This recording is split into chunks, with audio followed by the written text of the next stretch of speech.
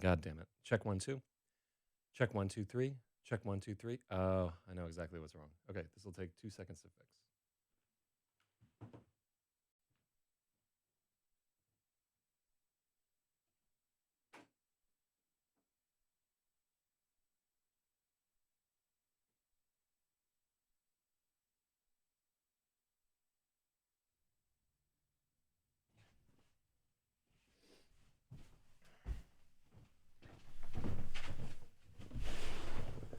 Okay.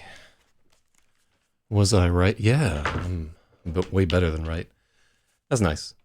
All right, check 1 2 3. Check 1 2 3. Check 1 2 3. I turned up the microphone a little bit here. We're doing a bunch of fooling around with the Air Tools and Telefunken and a bunch of other stuff here. I'm glad to see that Peaches has returned to the fray right here. I thought we had lost her forever. But yeah, beautiful young lady. Somebody should definitely set her up. So Jewbird says that he is getting DDoSed because Vey is upset that Salt Gang has him duped. But why would you play their stupid game? Like, why would you want to have like one of Vey's nicknames associated with you? Ugh, ridiculous there. So I look blurry today, huh? Yeah, indeed I am. All right, hold on just a second. Yeah, let's sort that out. All right.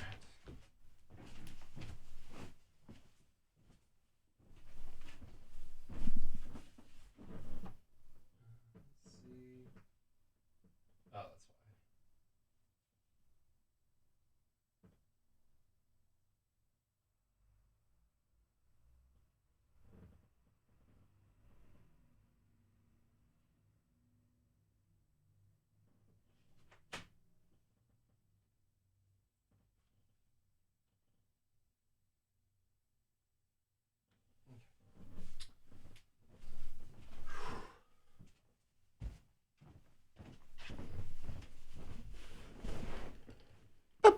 Ah.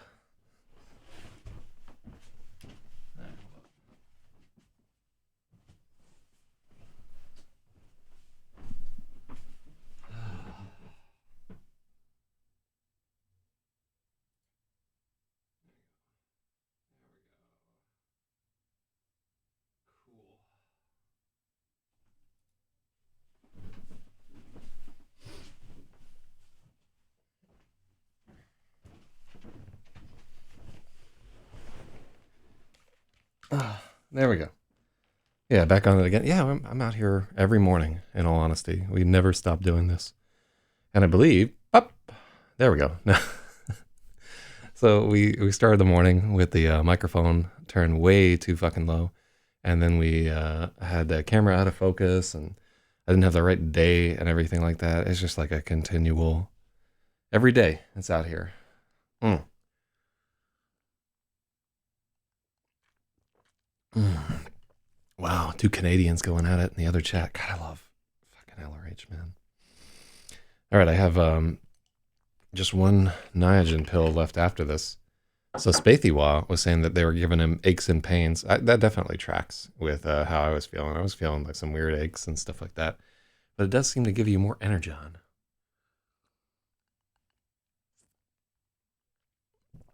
Lord only knows what kind of rat poison we're putting in ourselves. Um, but yeah, I was fairly depressed yesterday. But I started playing this new game called Littlewood and drinking White Claw to take my mind off of it. And it actually worked pretty well. I like those like cutesy little um, borderline gay games like Stardew Valley and fucking. I'm trying to think of anything else that's like the Subnautica and so forth, where they're just like, it's a happy game.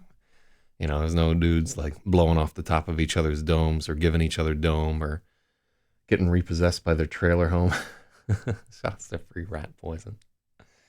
All right, so if you've never gotten into this before, let me give you a quick recap of the story. So this is the story of Freya Jokla.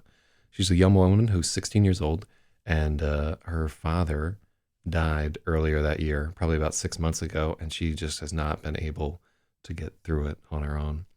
She's getting bullied at her school because she slowly just has found she doesn't have the energy to maintain friendships. And apparently there ain't no laws when you're drinking claws. I guess that's how it goes. So she finally she can't take it anymore after she gets beat up at her school and decides that she is going to kill herself by drowning herself in a river. But obviously, because the book is 500 some odd pages long, and she's still here on page 500, she fails at killing herself and is surprised by the crash of a meteorite into a sandbar behind her. One of the things that she shared with her father was they both loved astronomy. They would go out stargazing. He had a big ass telescope. So yeah, obviously she wants to investigate this meteorite right away, and she finds that it's quite unusual. It's like a ball of nickel. By the way, meteorites are very seldom made out of almost pure nickel. And at the center is this perfect purple sphere, about the size, it's 1 inch, and it's 25 millimeters in size, like an avocado pit buried at the center of this meteorite. And because she is a 16-year-old girl, she decides to keep it in her pocket as a lucky marble. She's not stupid. She just really doesn't give a shit. Well, weird stuff starts happening. The computers start going haywire at her house and at her school, and she starts having very strange feelings. So finally, she investigates this orb that she's been carrying around for these many weeks, and realizes that it is in fact an alien artifact. This is not of human manufacture. It's just too precise and too weird. While this is going on, her mother's made her start taking a Krav Maga class so she can defend herself. Her school is forcing her to go to therapy. She's seeing a therapist named Dr. Garbuglio. And she becomes romantically involved with a boy who's in her Krav Maga class named Dan Gregulus. So this has been going on for a while, and in the background, one of the kids that was originally fucking with her, Malcolm Lewis, has gotten more and more stalky and creepy, and just recently he graduated to beating up one of her friends and putting him in the hospital, and also sending her death threats, like sending her, like texting her pictures of a gun and being like, yo, it's for you. So let me see, how accurate is that? For can't stop, won't stop, everything dropped like panties, hot like Miami Move, like little black kids stealing candy, got that P. Diddy drive. Look at all these people showing up at 5 a.m. and we are indeed doing it. Freya, please no bully. Ooh, or are they ooh? It's fucking awful. Yeah, like I don't know why we've been able to gather an audience of people to watch me do this at 5 a.m. every morning, and like some mornings 4 a.m. and some mornings like 7 a.m. But we're doing it every day, and we are getting to a conclusion. So I don't know if I left out anything important in that quick synopsis, but that should catch you up pretty much to speed. One of the things that's weird about this alien probe is it seems to be establishing a link between Freya's mind and the mind of Dan Gregulus. They're hearing each other's thoughts and feeling each other's feelings, and it gets real twisted. A lot of this book is romantic in nature, and we're just about to really get into some climaxes of some character arcs around page 533. So I will warn you, and I've said this a few times, after page 500, all fucking bets are off. It's pedal to the metal, and we're going for this. More recipes for peanut. Oh, I guess it's fetus soup and not penis soup. Cut out the middleman and go to fetus penis medley. Let's move on, shall we? So, what's going on here? So this is, they're leaving a buffet after meeting with their friend Radomir, who's been released from the hospital. And their friends have just advised them, hey, why don't you get the fuck out of town? This is a little bit ridiculous. The guy's sending you pictures of a gun. And Freya doesn't think that they can. She had like this idea about them all going down to New York City, and then just um, didn't think that they could pull it off. Um, so they're in Dan's car right here. This is them like being fucking paranoid in the parking lot, and this is, I think, they'll mostly be happy scenes for the next little bit. Happy in like the way that I can write happy scenes, which is uh, just weird, but but we'll get to it. All right, so this is Gravid by Zach ZYZ. We are at chapter, I think we're at like chapter 71, and there are about 104, 105 chapters total of this. Whew. They headed west, chasing the sun, and the Toyota was destined to lose the race.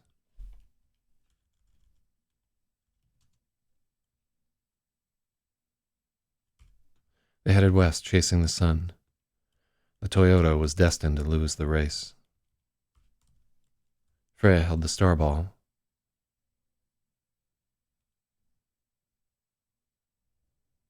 Freya held the star ball cupped in her hand as they talked. She wanted it in the open. The orb was up to something. The orb was up to something, pulsing with heat as they talked, but she could only guess what it all meant. Around them, Dan's car was a pearl of warmth in the frigid palm of night. A level above, the earth was just a tarnished ball of iron, cradled in the empty hand of space. On and went. It was a comfort to be so insignificant. She never wanted the drive to end. So that's a little bit, what was that concept that we looked this up a little bit. It's Nis and a beam. So this like lost wormhole. But yeah, this kind of why are you redirecting? Oh yeah, these are pretty dope. But yeah, like this kind of infinite recursion is called Mise and Abim, I think.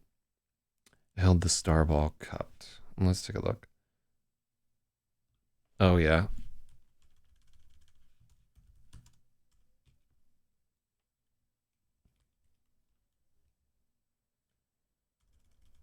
Yeah, it's so much better to have like that active voice right there. Freya cupped the starball in her hand as they talk. Really good at it right there. That's much better. Yeah, I don't do a lot of active versus passive voice edits there, but it may be something that like whatever editor takes a piece of this like cares about. But so far, I haven't really given a shit about it. I definitely agree that passive voice is generally a bad idea, but it's not top on my list of priorities. And the last edit, Cup Starball, yeah. But I like this intro paragraph where the Starball is cradled in her palm. The car is a pearl of warmth in the palm of night. Around them, Dan's car was a pearl of warmth in the frigid palm of night. A level above, the earth was just a tarnished ball of iron, cradled in the empty hand of space. On and on it went. It was a comfort to be so insignificant. Freya never wanted the drive to end. Yeah. They'd stopped at a gas station to fill up and got coffee that was scorched and strong. It lent a slightly feverish tone to their conversation.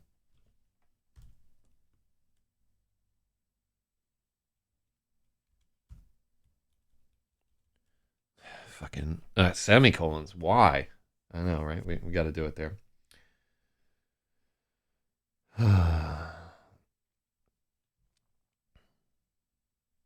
No, I'm just realizing that we don't get that that Streamlabs in YouTube. Are we trying to slip some subtle double entendre with the line about cupping the starball in her hand? We try to never make we try to never make puns about the starball and the like actual testicles wherever possible, and you'll see why when we get later into the book. So that's never an intended double entendre. Yeah, cupping these star balls. I think I watched, like, for some reason in my YouTube queue yesterday, this David Chappelle bit about him getting his balls Botoxed and then being as smooth as eggs. I think I watched that like 2 or 3 times yesterday. Ugh. So, yeah, man, synchronicity. One by one, they stopped at a gas station and got to fill up and get.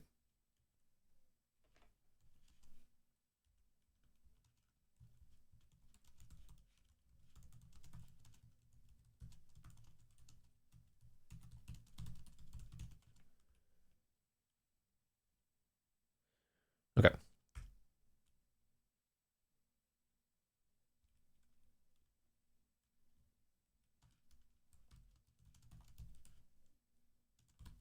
Okay. So one, I want to change up one aspect of or here I want to highlight um, that monetarily she is the active person here. Yeah, I'm a. Do you suck these balls? Yeah, I want to say that right now, David Chappelle is the best comedian alive that I'm aware of. There are probably people who are better elsewhere, but yeah, for a while Louis was having his moment. But oh shit, hell yeah! Thank you for that dollar. I can't read what it says though; it's too far away. Please type. Yeah, the bot should list in the chat. I'll fucking make that happen at some point there. But yeah, for a while Louis was having his moment, but Chappelle, after he came back and started putting out those Netflix specials, he just increasingly um, solidified his position as like the greatest in my eyes. And apparently, he would just go on stage at nightclubs and just stay there for hours, just kind of freestyling on stage, and nobody could get him off of the stage because he's Chappelle. But he's so fucking relaxed and calm on stage. He's really, really, he's been doing it his whole life. Like his mother, like when he was like 15, 16 years old, he was getting into nightclubs in Washington D.C. and doing his act and everything. You can see the videos of him when he was real young. But yeah, just a stellar fucking comedian. Really, really interesting guy. But yeah, I like a lot of the shit that he does. Honestly, like the way that he involves musicians in his comedy act, I think that's fantastic. Um, it's just it's a fucking real one. That's all there is to be said to it. I mean, I haven't met this dude. Might be that he's an asshole in real life, but I don't think so. They'd stopped at a gas station to fill up. Freya paid for the gas and bought them coffee that was.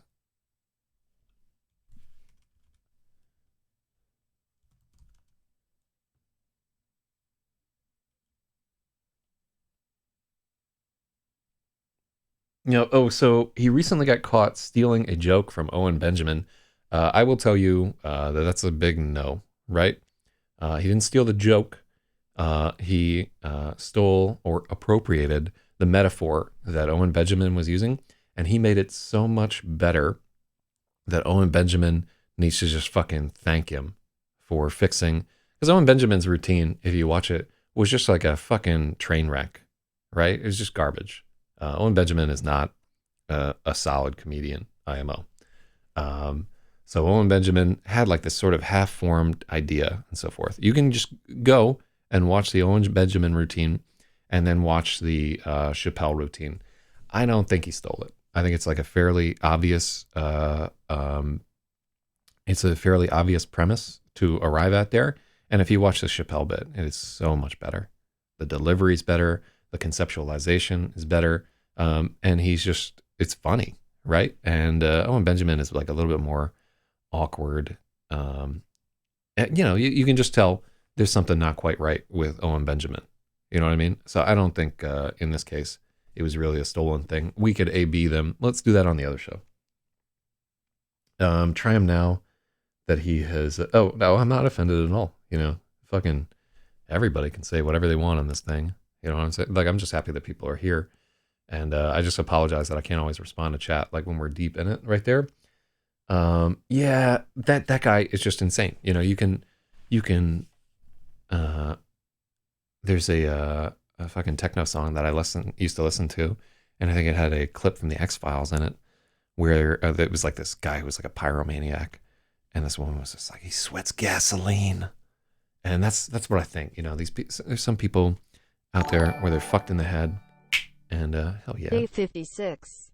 The minor arcana or lesser arcana are the 56 suit cards of the 78 card deck of tarot cards. We're right here. Yeah, yeah, yeah. I'm here all the time. Hell yeah. So, yeah, like, well, let's do something fancy when we get to 78 and we have a full deck here. I could have just been pulling a card every day. I honestly, if I were more industrious, I could have tried to make this happen in 78 days. But yeah, yeah. Like, so anyhow, yeah, I definitely think that we'll find like that Owen Benjamin was like abusing dogs or fucking strangling prostitutes or, you know, had some other weird shit going on. There's something wrong with that guy. And I wouldn't want to be friends with him. But that's, again, that's my read from looking at videos of a guy on YouTube. It's not going to track necessarily with how I feel when the two of us are locked in single combat about 3 years from now. Yeah, good luck to him when we're there with our swords on that fucking oil platform. I can say a good luck because no amount of luck is going to save his ass. All right, anyhow. They stopped at a gas station to fill up. Freya paid for their gas and bought them coffee that was scorched and strong. It lent a slightly feverish tone to their conversation. One by one, Freya and Dan were bringing up all the things that they were afraid of and dispensing with them.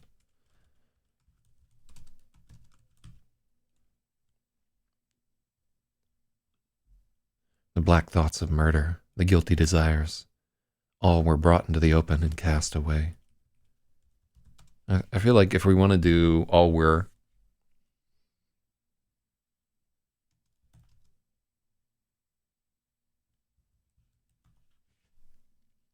Mm-hmm.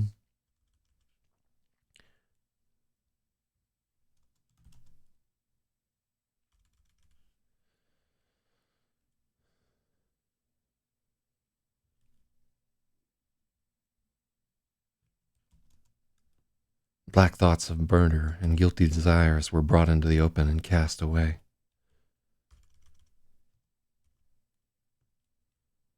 One by one, Freya and Dan were bringing up all the things that they were afraid of and dispensing with them. The black thoughts of murder and guilty desires were brought into the open and cast away. The further away from town they got,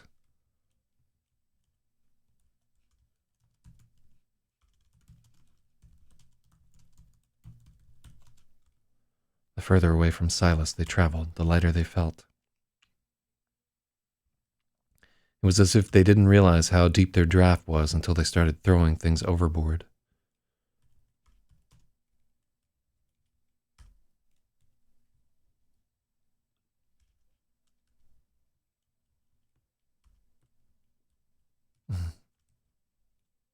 Finally, their conversation grew loopy and aimless, woven with laughter.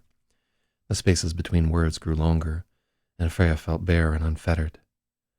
Hanging at the periphery was a sense of excitement. They were far from home. What if they didn't stop heading west?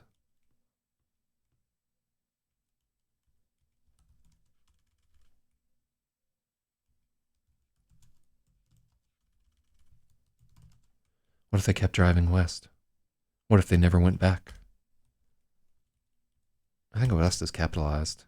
And so apparently my super chat icon is gone. Oh, huh. Well, you might have to send another super chat to get iconed back up.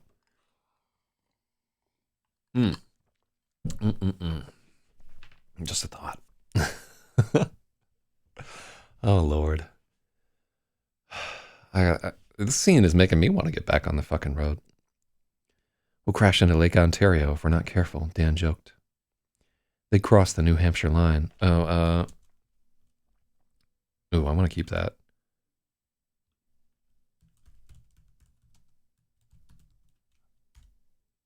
So I want to see if we have to... Lowercase north, south, east, and west when used as... Okay, cool. Yeah, so east, west. Ooh, I do like the way that west looks capitalized there. The super chat icon is gone. This channel don't have enough subs. Oh yeah. Like the YouTube channel can't super chat, right? It's not monetized. We don't have enough. I think we need about 2,000 followers to monetize there. You can super chat on the other channel all day long because that one actually has like 2,000 subscribers, and honestly, we get a lot of view time on that guy. And we just recently no longer have hate crime strikes on our channel. So as long as I don't drop like double N words on people left and right, I don't think we'll get hate crime struck again. Because I'm not gonna repopularize all the old videos. Oh, there we go. Shout out to Peaches for subscribing to this guy. So yeah, things are looking up for the other stream, which is good because I feel like I'm about to get fired from my regular job. So and I don't have any money saved, and the Earth is about to be crushed by coronavirus. So shit's about to get real fucked up. But anyhow, let's worry about that later. We'll crash into Lake Ontario if we're not careful, Dan joked. They'd crossed the New Hampshire line and were driving through Berlin.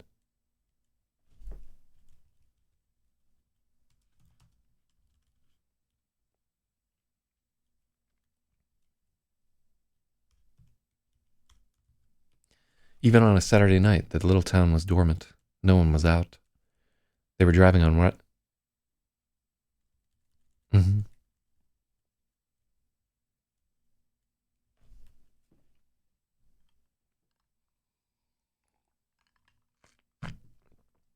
Hmm.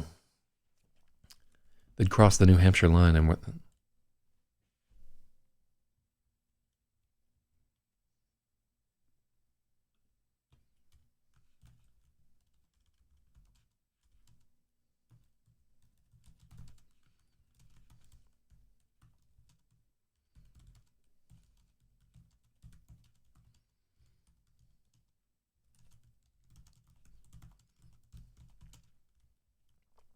The Toyota was gliding through Berlin.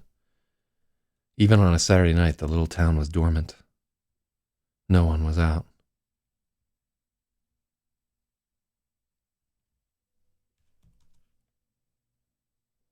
Yeah, I did just see that you subscribed right there.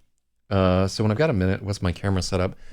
So this is a Sony RX100 Mark 7, and that's it gets better fidelity, and it's just better with the autofocus than our primary camcorder, which is like a Panasonic. I forget exactly which Panasonic is, but it's about $700 right there. So I've been using the Sony RX whatever for a while. It just looks like a little bit better than the Panasonic. Things are a little bit sharper. The Panasonic I find is much better for recording like those like weird paint dripping intros and so forth. And the Sony, like on its own, it can only record footage for about 20 or 30 minutes before it starts overheating. So that's the primary setup. I have that going into a Blackmagic Intensity Pro 4K, I think. And I also have like I think I have 3 capture cards in that machine total. Putting in work, you better believe me. What else do we have like on it? Hold on, I can give you like, wait, where's that fucking telephone? Oh, here we go. All right, so yeah, if you're interested in what's going on here, since you guys are, everybody seems cool. I'll give you a idea of what we're doing right here. So I think I made this work. So you can see, Yeah, so you can see, like God, I need to clean up like pretty fucking so bad. here's from my So perspective, here's that RE20. we We got the chat. I got the chat. Stream Deck I got over like there. the Stream Deck over there. And then what's over there? That's our DJ console, which is a reloop. I forget. It's a beat pad too. The We got the SP505. There's a Chaos pad sitting right next to it. Then over there, there's an APC40 Mark II. I love that mixer. That's a PreSonus fucking AR USB. something or other USB. But yeah, see that. But yeah, you can see that my life is a fucking mess. But I have like a lot of weird gear. And then the lighting is just like, oh, I should have done that before I turned off the HDX thing or whatever there. But the lighting is like strung all over the room from like a suspended crossbar there. The the audio is not working for this demonstration. Uh, oh, did it cut off the? That'd be weird if it cut off the sound completely. That is weird. I don't know. I must have. Well, I'll have to figure out why HDX is not working. Um, but yeah, I don't believe in cable management at all. Just fucking throw that shit down there. Who cares? You know, like fucking just throw the shit everywhere. I've never believed in cable. You know, every time that you go to a network closet and you're just like, who the fuck did this? It's me. It's me right there. People that just do not give a shit. I like having wires and shit going everywhere. But I will tell you that women that you live with do not like that shit one bit. It has been a source of constant concern. Oh, it just echoed everything pretty hard. Oh, okay. Yeah, what's happening there? I can actually fix that. Hold up. Yeah, let me fix that immediately.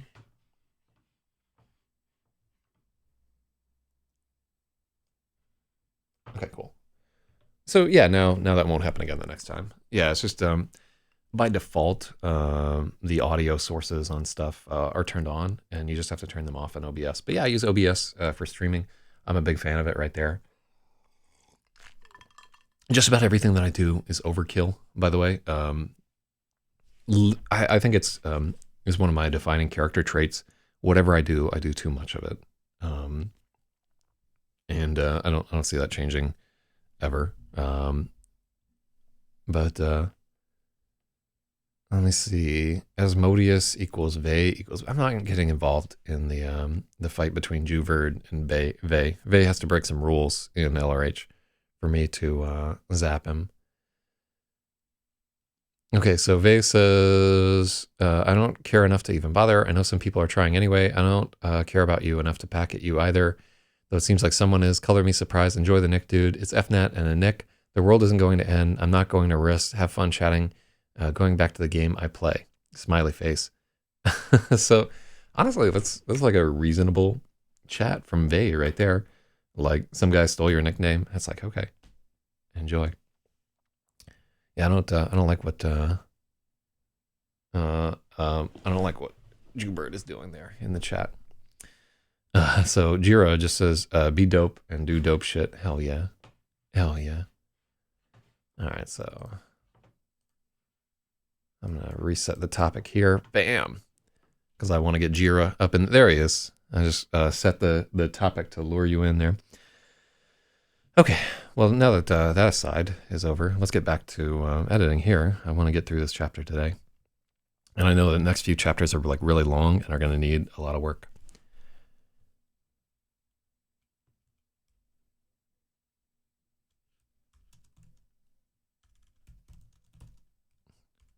They'd crossed the New Hampshire line and the Toyota was gliding through Berlin. Even on a Saturday night, the little town was dormant.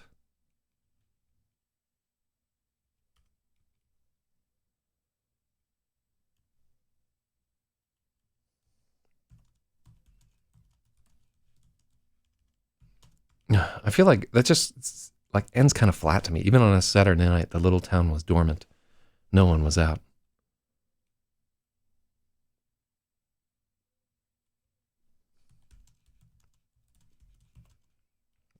Even on a Saturday night, no one was out. The little town was dormant. Oh, I like that a little better. Yeah, just a little swap-a-rooney. So Brad Barron says, I'll just watch here. You can watch anywhere you like, man. They're on like VK, Picardo, on a D-Live. You can do anything you want in the Zach ZYZ world. Customer is always right here. Anything is possible. So they were driving on White Road.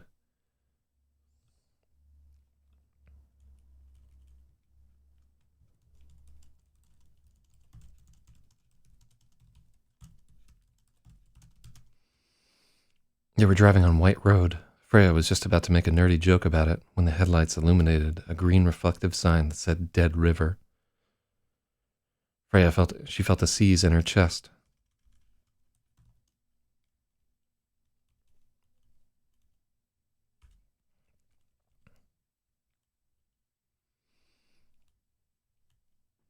Mm-hmm.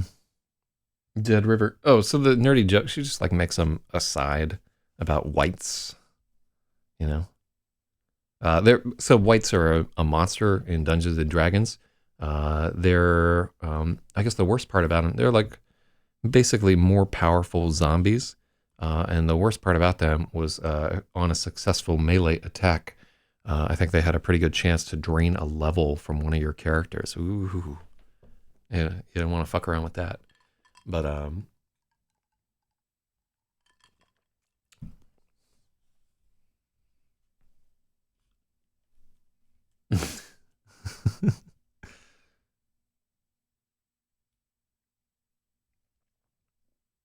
don't decrement my integer, you fucking exactly, man.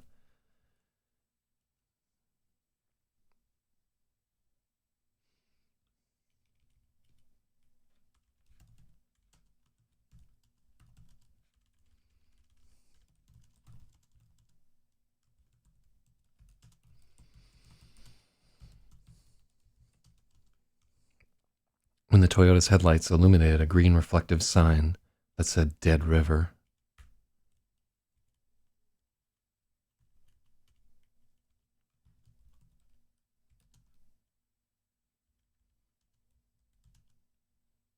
Mm-hmm.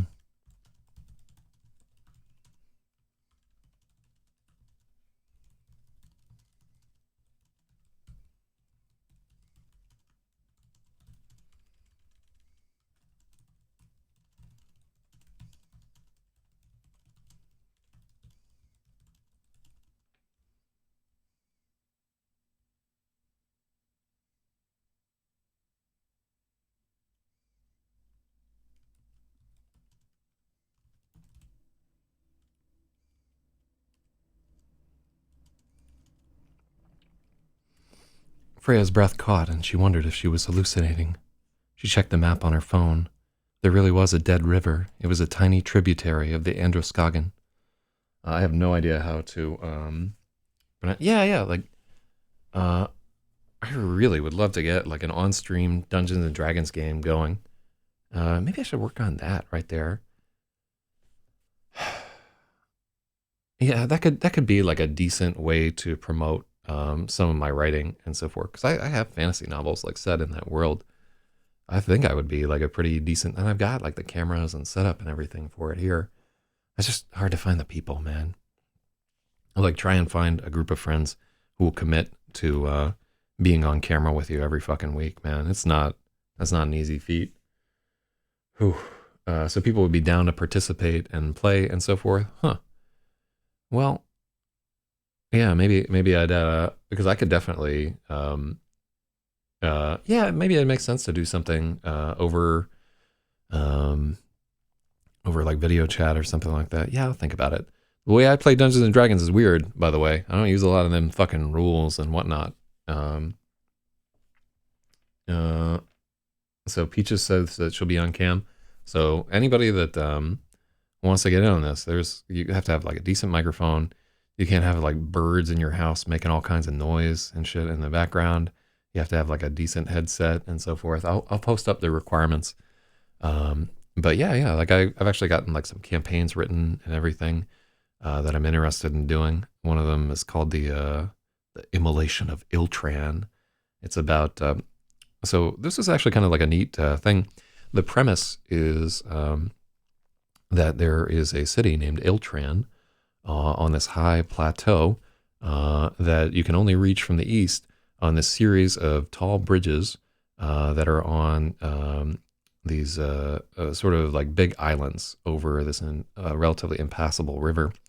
And the army of Iltran just gets wiped the fuck out, and they're literally whatever the opposite of inverse of decimated is, where like 1/10 of them survive, and they flee back across the river, and the legion that they were fighting against is approaching, and if they manage to cross the river, they're just going to sack the city and rape everything that moves. So the PCs, or persons of color, are players of character. We should say we should reclaim POC as player of character. They have to find a way to stop the whole thing. So I ain't gonna get a headset when I got a really nice mic. Yeah, I mean, well, you just have to have headphones. You know what I mean? All right, so can rig up my DSLR to do as a webcam. All right, yeah, like basically. Also, if you can like green screen yourself, fucking that'd be amazing. I'll work a little bit on it, but yeah, I just have not. I've not had really. I've had a difficult time finding players for that kind of thing, and you know me, like I'm always gonna do a stream or whatever at like the scheduled time, but other people, not so great. Uh, Freya's breath caught. She wondered if she was hallucinating. She checked the map on her phone. There really was a dead river. It was a tiny tributary of the Androscoggin. There was nothing new from Lynn and no word from Lassa. She was beginning to realize if she wanted anything to be...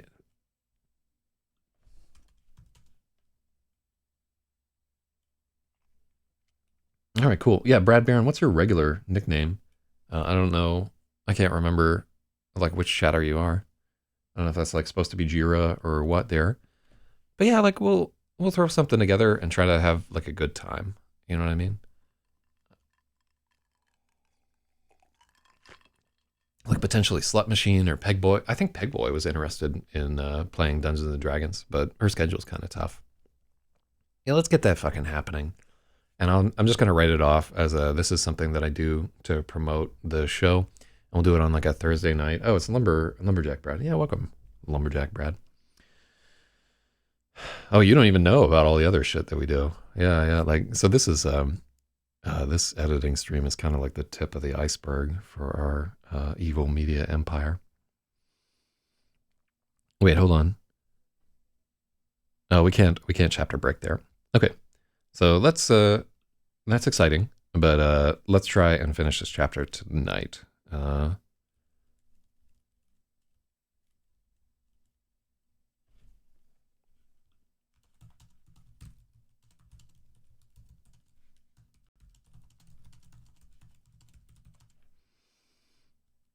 we don't need to. You checked our messages, like it's a voicemail or something like that. Yeah, I just found you yesterday. No, tonight. Wait, is it Thursday? Did I miss? Now I'm really confused. Did I even water? Yeah, I'm actually slightly dehydrated because of White Claw, but no, I woke up at like 4 a.m. I got to bed at like 10, so that's not bad. It's not quite as much sleep as I wanted, but it's sleep.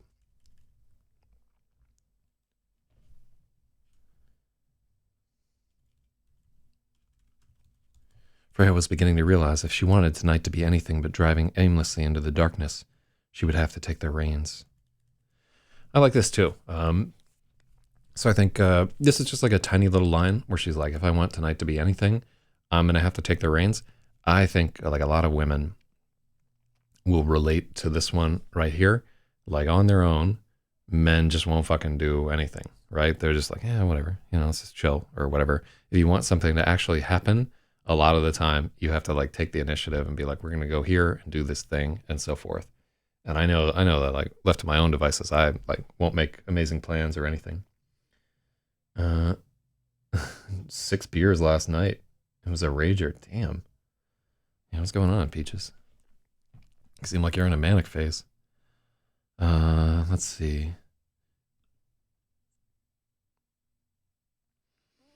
Do you have work tomorrow? She asked Dan. They didn't schedule me. I think they're mad at me for... They didn't schedule me. I think they're mad at me for bitching about dishwashing. We can drive all night if you want to. I have an idea, Freya said, tapping on her phone. So here's what I'm worried about. Okay, so... China House Buffet. Wait, is it fucking Monday? All right, so we're sorry, we're scrolling back to like fix our fucking timeline. So I think Saturday is the Oliver Carhu. Okay, yeah, Saturday night is where they like hook up, and then Sunday. So today is Sunday. Yeah, yeah. Oh, wait. Yeah, so it would have to be like a holiday or something like that. My fiance would probably want to sit in on anything D&D related. Peaches says, I'm insane. I don't know what's wrong with me. Yeah, I would. I've only known you for like a little bit of time, but I would say you probably have like some kind of like bipolar disorder or manic depression or whatever the fuck they call it today. Yeah, I don't really have an answer for what to do about it. I mean, I don't know.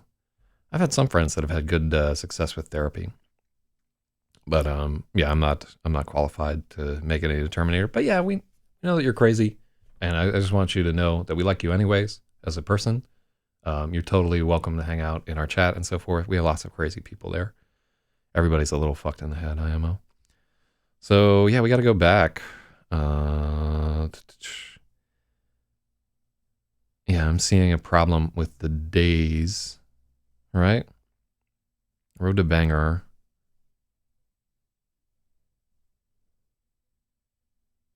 Computer pandemic.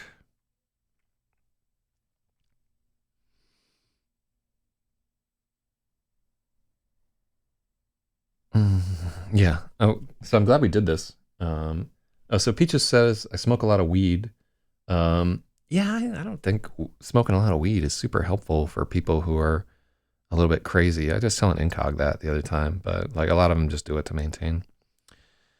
So here's Hayden Kernu, chocolate malt with a double cheeseburger, Redshift, Lassa. Sound was coming from her window. So here's Silas Police Department. God, a lot of shit's happened in these chapters.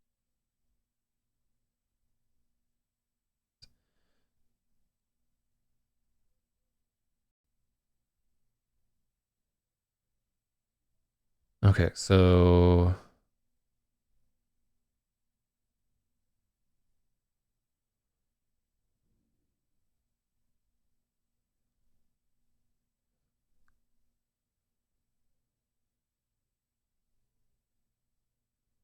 what's happening there?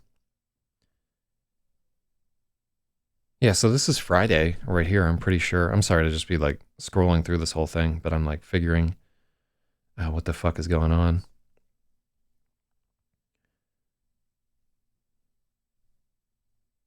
I have to get this. School day was almost through, so this is Friday. Onoskiziastic. God, what a word.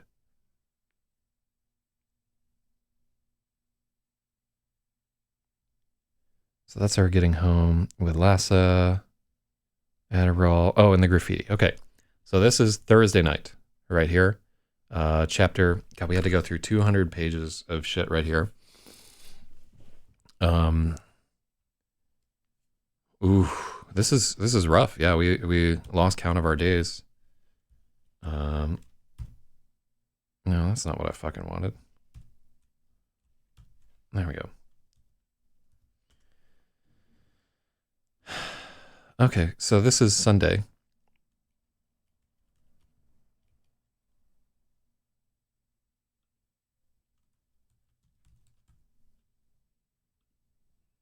Okay.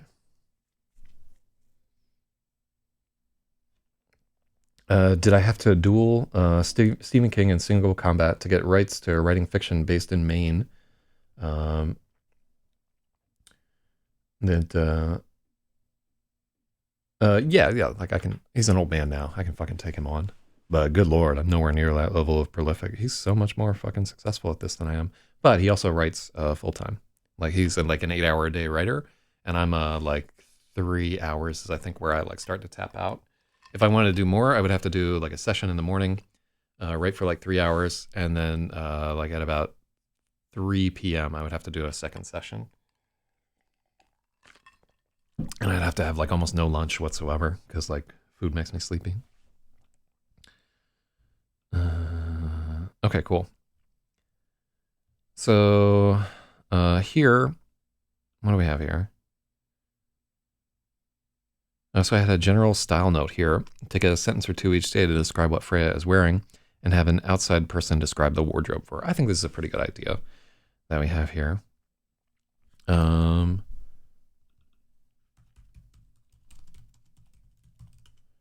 Holidays in November. Oh, Veterans Day is on Wednesday.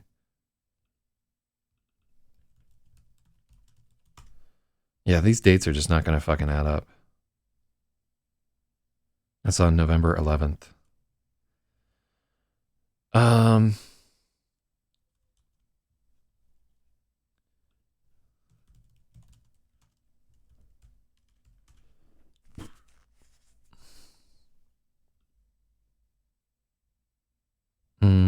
Let's see. So the 11th falls on a Sunday.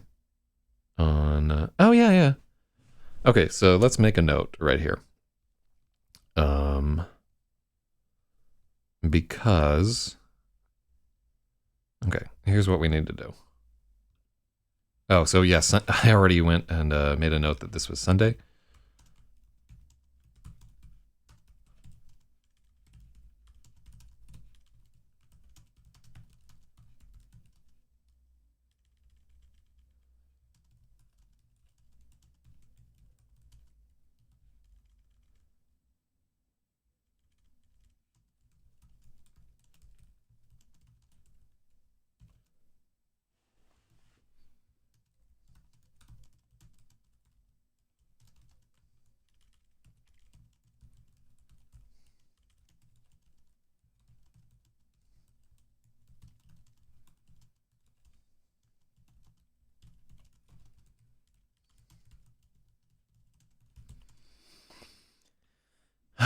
Okay, cool. So I think put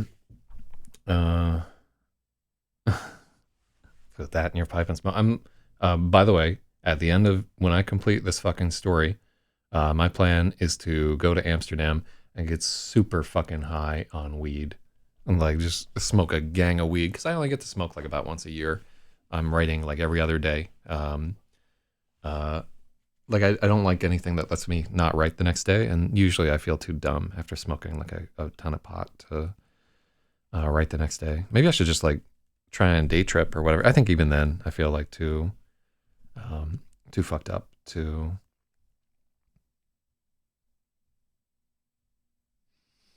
Okay, so this is a tiny little section break here, but we're using the section breaks here to kind of like preserve like a little bit of style or whatever there.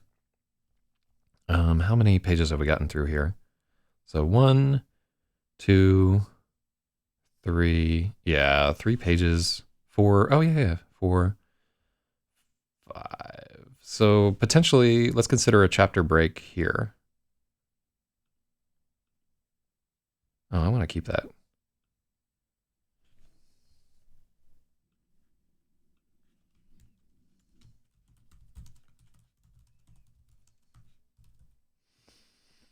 Like pacing wise and setting wise, this is actually like a pretty good spot to chapter break.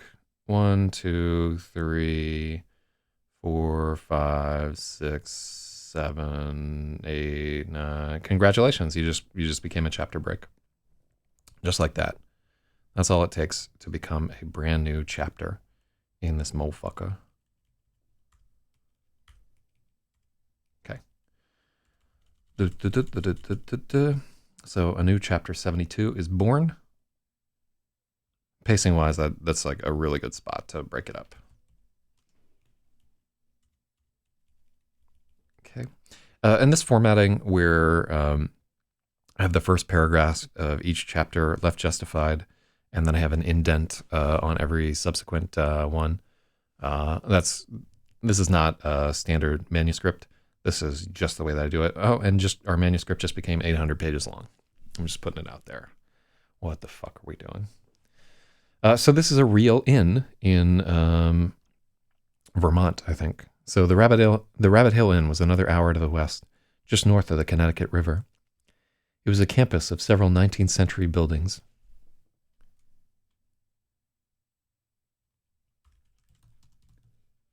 The inn was a campus of several 19th century buildings spread across a 15-acre estate. The main house was a sprawling Greek revival with 4 tall white columns. Dan's eyes rose up them as he pulled off the road.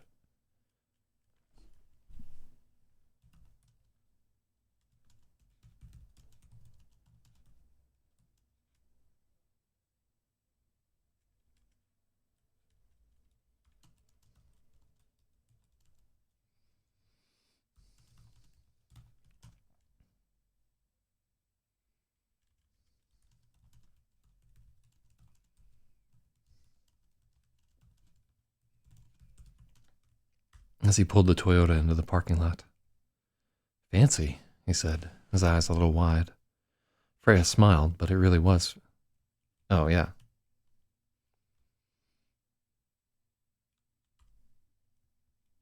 Mm-hmm. The website claimed they were the 6th best hotel in the country, 30th in the world. 13th. 30th in the... Oh, wow, 30th. That doesn't look like a... It doesn't look right at all, right? Look at that fucking word. 30th. Oh, I despair of anybody trying to ever learn English. Oh,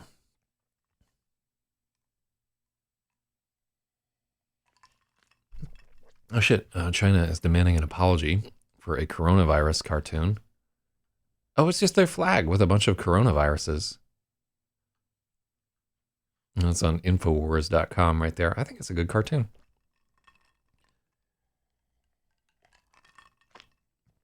So Spathywa says, it looks dirtieth.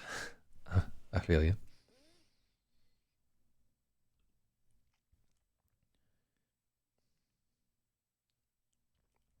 The name had tugged at Freya as she looked for a nice hotel, but she couldn't quite place it.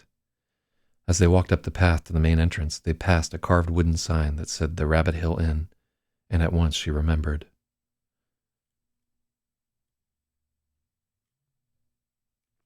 At once she remembered. On one of the first pages of the big black photo album at home, there was a picture of Lasse and Randall from before they were married, standing next to this very sign. Standing next to this sign. Lasse's... Okay, so, like, again, that and this, we learned that this is something close to the observer, and right now it's close to Freya, and that is something more distant from the observer. Thank you, grammar app on my phone. So Peaches is saying, is anybody else hungry for tacos? Well, I am now. Fuck. I'm trying to lose weight here, Peaches. But yeah, tacos would be fucking amazing. Tomorrow I'm going to a restaurant I really like for dinner, and tonight there's like a team dinner, which I don't know why I feel so unsure in my job. Like, nobody's been like, you're fucking fired. But I don't know. I feel a change is coming, but it might just be me sensing that everybody in New York City is about to die from coronavirus.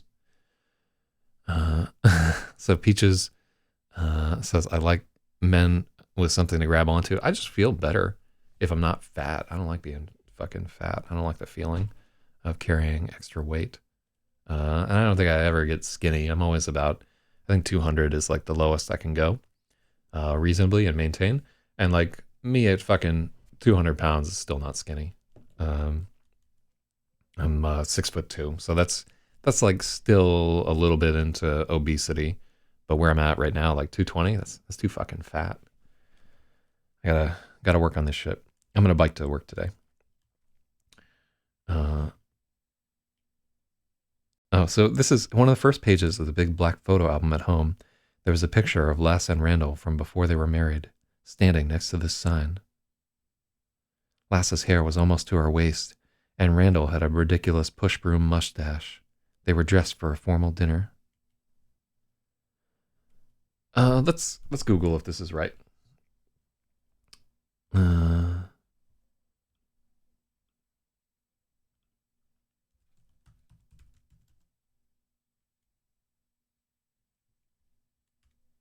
so it looks like the fucking push broom. Yeah, look at this character right here. Ridiculous. Had a ridiculous push broom mustache. They were dressed for a formal dinner. Freya had seen the picture 100 times. She could remember every detail. Every detail. Which is right? Which is right with like emphasis? It's the detail or detail? So detail makes me think of like something that's highly detailed. But detail makes me think of like a duty, like a military detail. But yeah, it is push broom. It looks better to me as one word, but it's two words. Freya had seen the picture 100 times. She could remember every detail. There was a thick carpet of snow on the ground behind.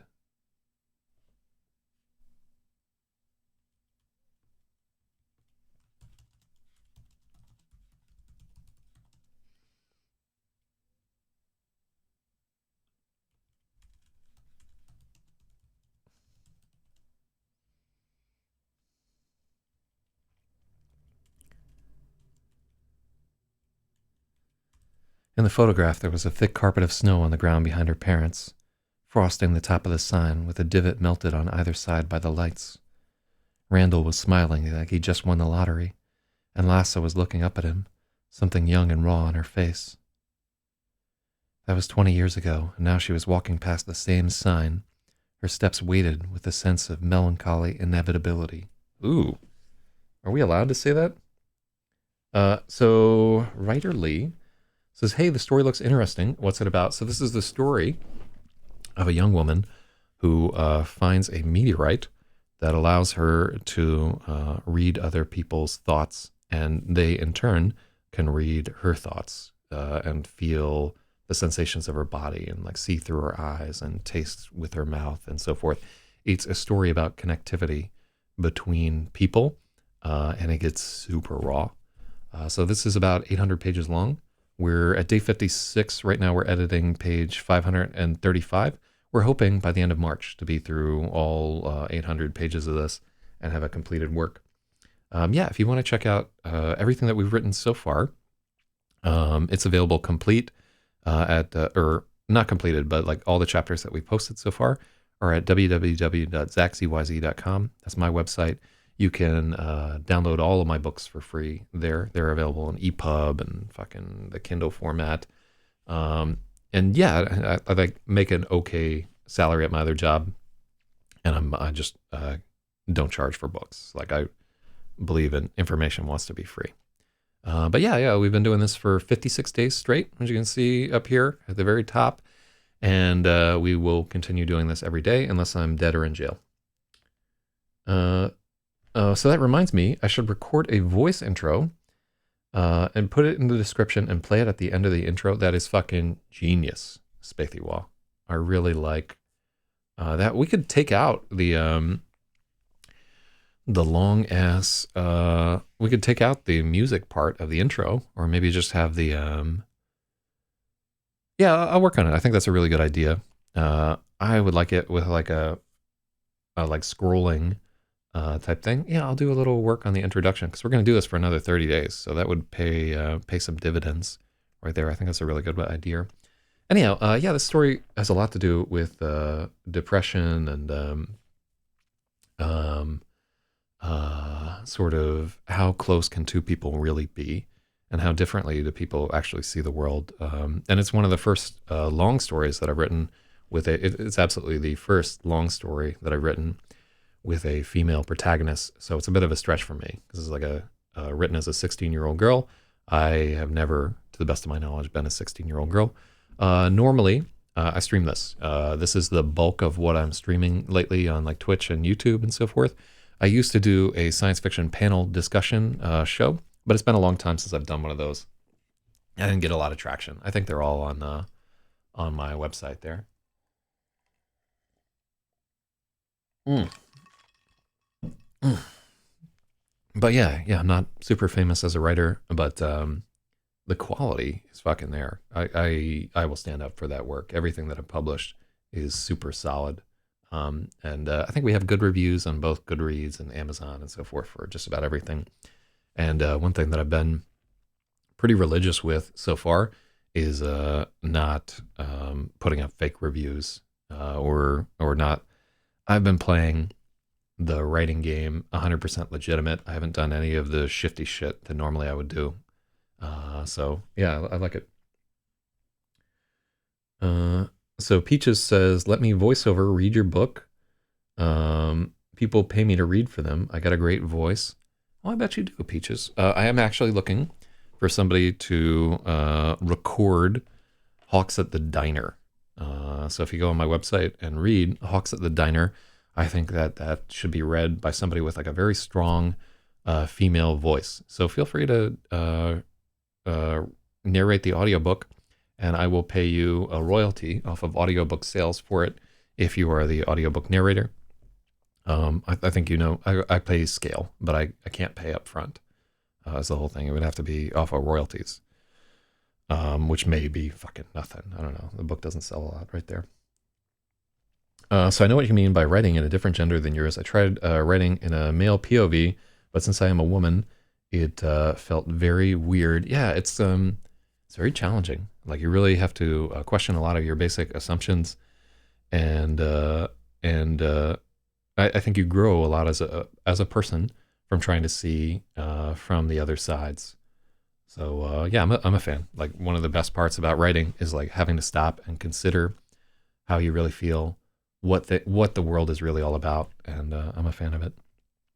But well, I do want to get through. Well, we did get through the chapter, but I want to get through more chapters here.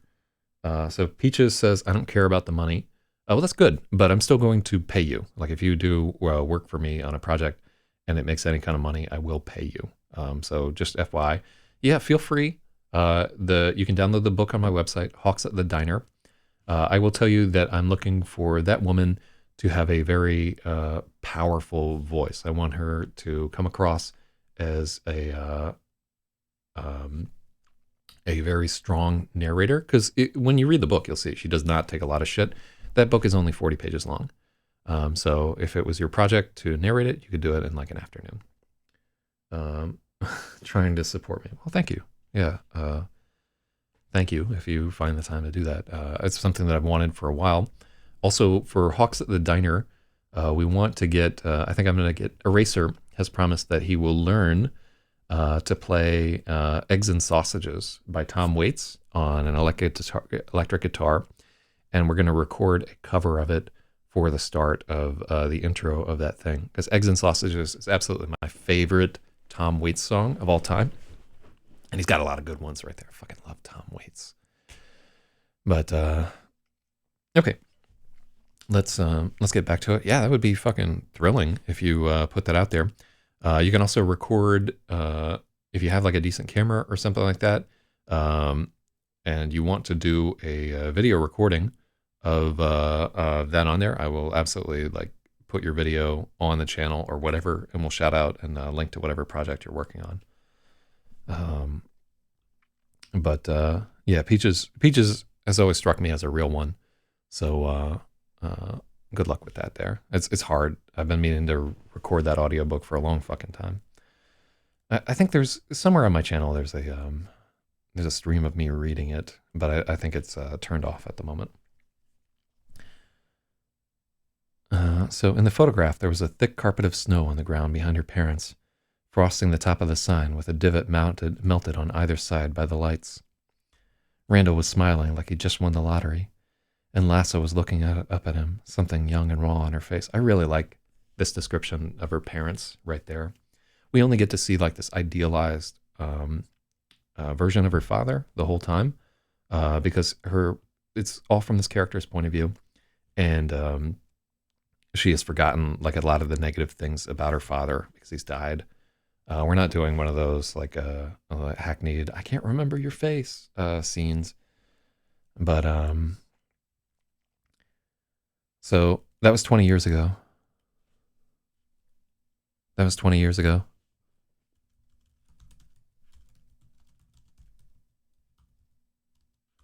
They'd taken that picture 20 years ago, and now Freya was walking past the same sign.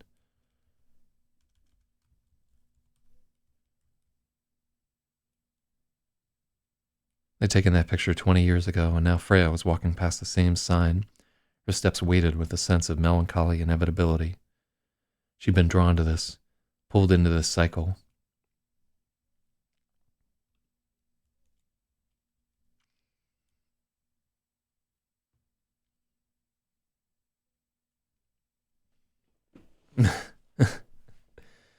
Yeah. Mr. President, you're going to jail. Oh, I love that. That's such a good story. I really love Hawks at the Diner, just because of the fact that it's set in like an actual diner. Oh, it's just like the setting of that is the real superstar. Just every conversation is punctuated with one thing that I'll tell you. I'm just assuming that you haven't done audiobooks before. If you have done audiobooks before, you already know. But a lot of people make the mistake of acting out audiobooks, and audiobooks are not fully acted. You're at about like a quarter acting, right? Full acting is too much. So you're giving it about a quarter of kind of like a little bit the way that I'm reading this, where I put some emotion into the characters, but not so much that it knocks the reader out of the story. So okay, they take. They'd taken that picture 20 years ago, and now Freya was walking past the same sign, her steps weighted with a sense of melancholy inevitability. I think we have to take out. Ooh, this is a kill your darlings moment. We should really take out melancholy. She'd been drawn into this. She'd been drawn to this, sucked into this cycle. Yes, sucked is the wrong word.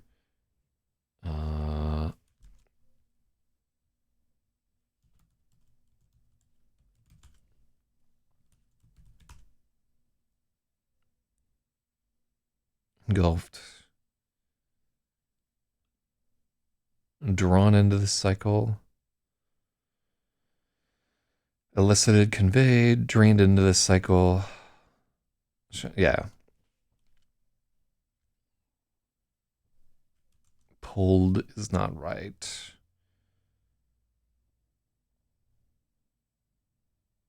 Siphoned, yanked, magnetized, plucked into the cycle. Dragged is too. It's the wrong thing because she's not like kicking and screaming. You know what I mean?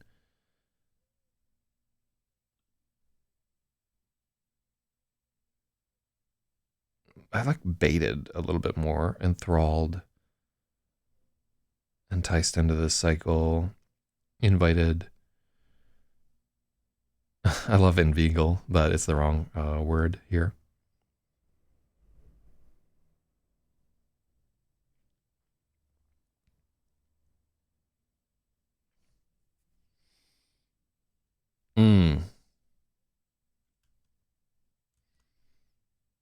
Pulled into this. She'd been drawn to this.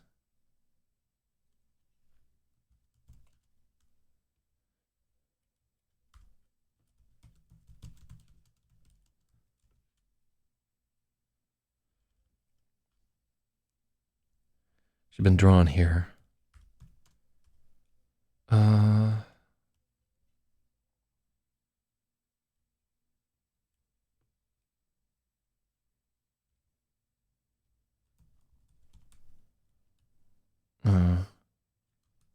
So trapped is not quite what we want.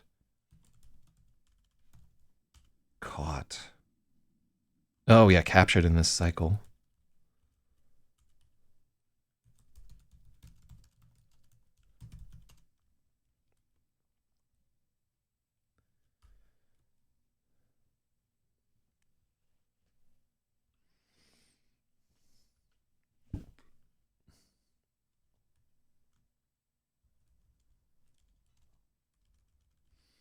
Freya wondered if she would take the same picture with Dan.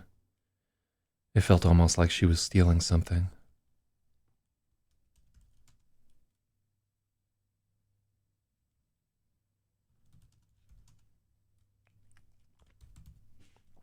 Freya wondered if she would wind up taking the same picture with Dan. It felt almost like she was stealing something. For a moment, she had a senseless desire to turn around and tell Dan they were going somewhere else, but she had already paid. She worried Dan would notice the tumult on his face, but he was too awed by their surroundings.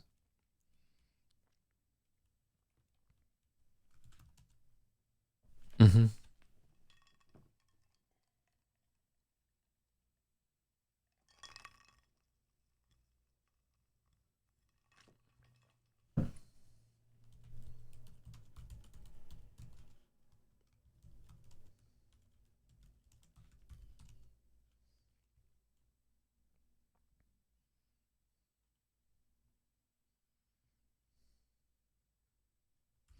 The unease persisted. Freya almost hoped some hassle at check-in would prevent them from staying.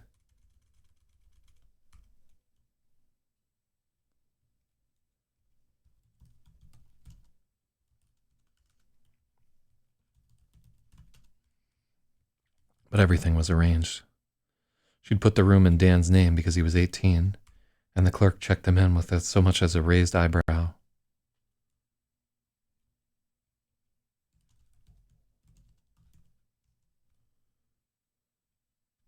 Walking them to their room as she rattled off the amenities and local attractions.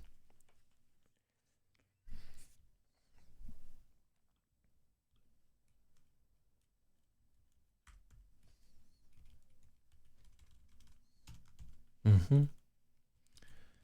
Freya had booked the tavern's secret room. It was a little more modern than the others, which Freya thought were a bit aggressively homely. Homely,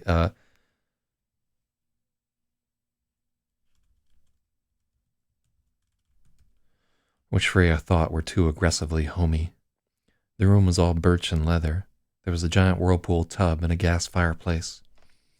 She watched Dan sweeping his eyes around with his mouth slightly ajar, like an orphan who'd stumbled into a chocolate factory. I think we use that same fucking, I think we used that same fucking thing earlier in the story. So what are we at? We're at page 536.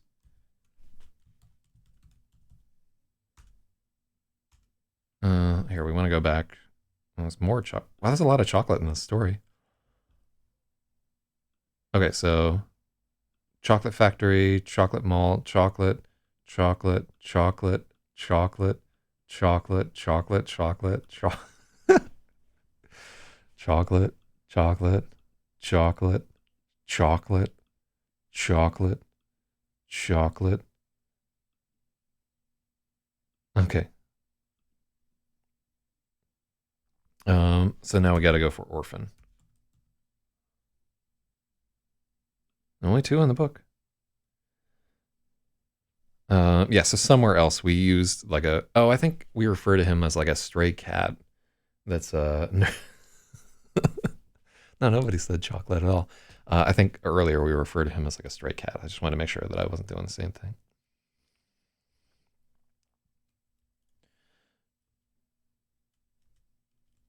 She watched Dan sweeping his eyes around with his mouth slightly ajar, like an orphan who had stumbled into a chocolate factory. It made her smile. She had enjoyed the dynamic of being the one making all the decisions and bringing them to all these places. His eyes fell on the giant bed and her heart beat a little faster, but she felt a flicker of hesitation. She wanted to settle in first, wanted to be sure.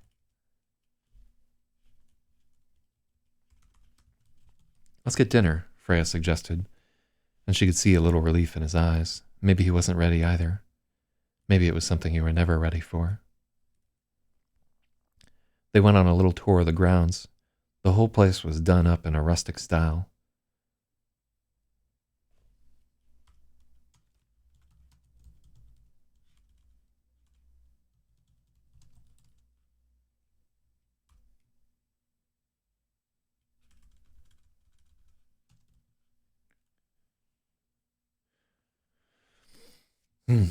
They went on a little tour of the grounds. The whole place was done up in a rustic style.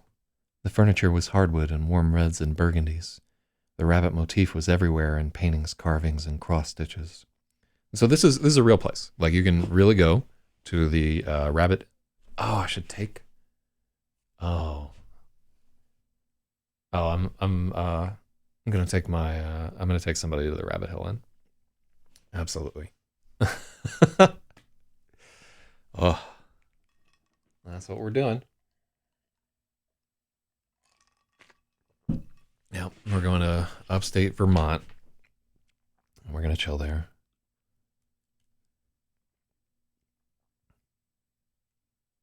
While Dan was wandering around the common room, she slipped over to the front desk for a few moments to ask for toothbrushes and toothpaste.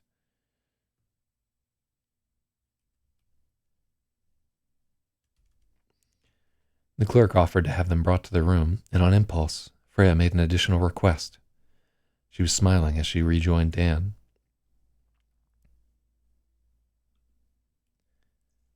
Dan was afraid they were underdressed for the hotel restaurant, but it was a quiet Saturday night, and the hostess was happy to seat them. Just like the night before, eyes were drifting to them. They were decades younger than the other pet. They were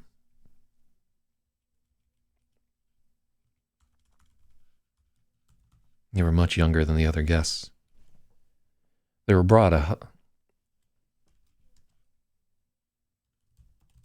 server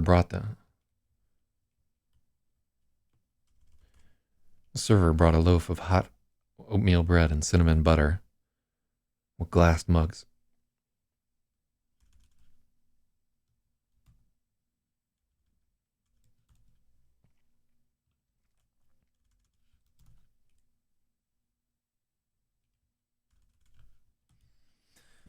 The server brought a loaf of hot oatmeal bread with cinnamon butter and glass mugs of spiced cider.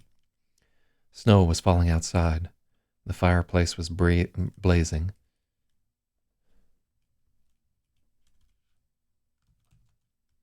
And Dan inhaled deeply. The bread was fresh from the oven and smelled wonderful. As Dan ate, he forgot to be uncomfortable.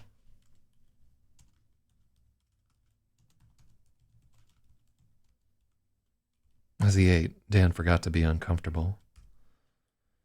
Freya watched the candlelight dancing in his eyes, and she focused on the moment, willing it to stay in her memory forever. When the unity returned, she wanted Dan to have it, to see how beautiful he was at that moment. Ooh, loving this.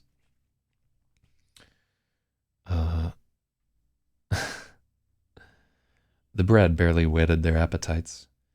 Freya had a spicy goat ragout with homemade pappardelle, and Dan had the persimmon duck. The duck was perfectly rare at the center, with a carmine red glaze over a layer of crackling fat. Dan offered her a piece, and as she chewed it, she shut her eyes and nodded her head, her mouth full of sublime dancing. They shared a goat cheese ice cream sandwich for dessert. The wafers were dense and dark. They were as a thin layer of raspberry preserves spread over them. It was perhaps the richest thing Freya had ever tasted. So that item, the goat cheese ice cream sandwich, is something that you can get in New Orleans at a restaurant called the New Orleans Grapevine, and it is superb. It was perhaps the richest thing Freya had ever tasted. As they finished dessert, their eyes kept meeting. Anticipation was darting between them. They held hands and watched the snow blowing in the night. A half-inch had already accumulated on the sill. Freya had a childish hope they would get snowed in and never have to leave. Freya's steps felt very light as they made their way back to the room, and when they opened the door, the lights were all low. She'd completely forgotten her request. Freya had only asked them to fill the tub, but the room was glowing with candles, and there were swirls of pink magnolia-scented foam on the surface of the water. They really went all out here. Nothing to edit here, haha. Yeah, this is actually, I think, we've done some work on this chapter because this all tracks really well. So let's look back here. This really conveys the sort of like romantic moment that we want to have between these two. Like, I know Jiro was talking shit saying that I was obviously not a romance reader earlier, and it's true. I don't have experience in the genre. But this is like a really sweet chapter. And the other part of it is that to the read as like a reader, because like I'm seeing this all again for the first time. I've forgotten most of this here. It really feels like they've earned it, right? They've been through so much bullshit already to get to here, and the rest of the book is like so dark and grim. They're just having like this little island of light in the snowstorm is really like kind of sweet. I like it. Um, but I digress.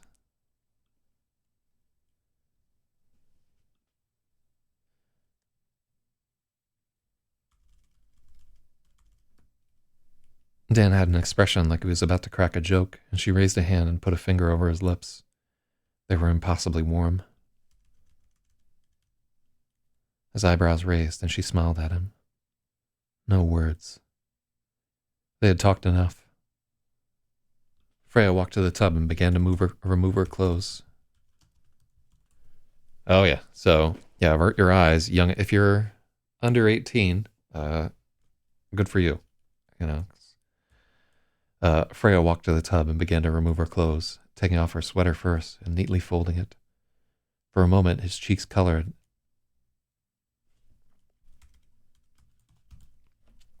For a moment, Dan's cheeks colored, and he looked away. She waited until he glanced back at her and made a beckoning gesture. Look at me. He was rapt as he watched her undress. There was a hard look of concentration around his eyes as he tried to commit the moment to permanent memory. She felt so confident a moment before, but now she felt so...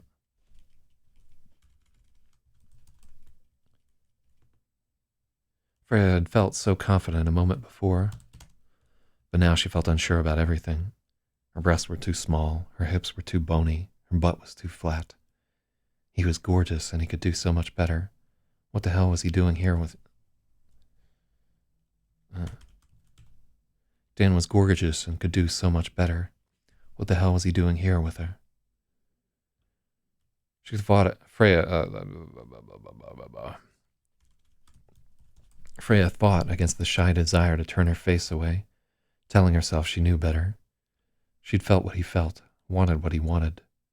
She'd made him come with just a touch, and she felt a buoying sense of pride, or she felt a buoying swell of pride. Yeah, buoying.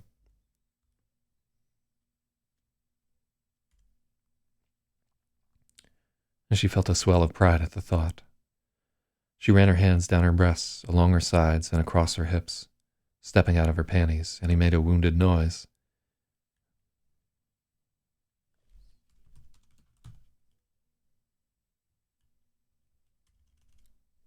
Dan made a wounded noise, his eyelids fluttered. Her eyes shot to the swelling in his pants, wondering if he'd come just from looking at her, but it was only excitement.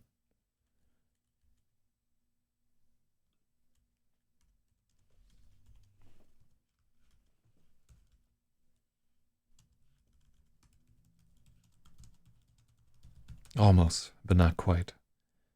Yeah, that tracks a little bit better there. Dan took a deep breath and began to undress, undoing the buttons of his shirt. If anything, he was more self-conscious than Freya was.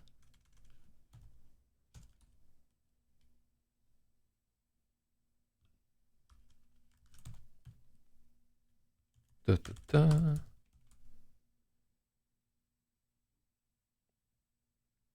I call BS on neatly folding anything. No, yeah. Like it's super well established earlier in the story that she's relatively like fastidious and neat.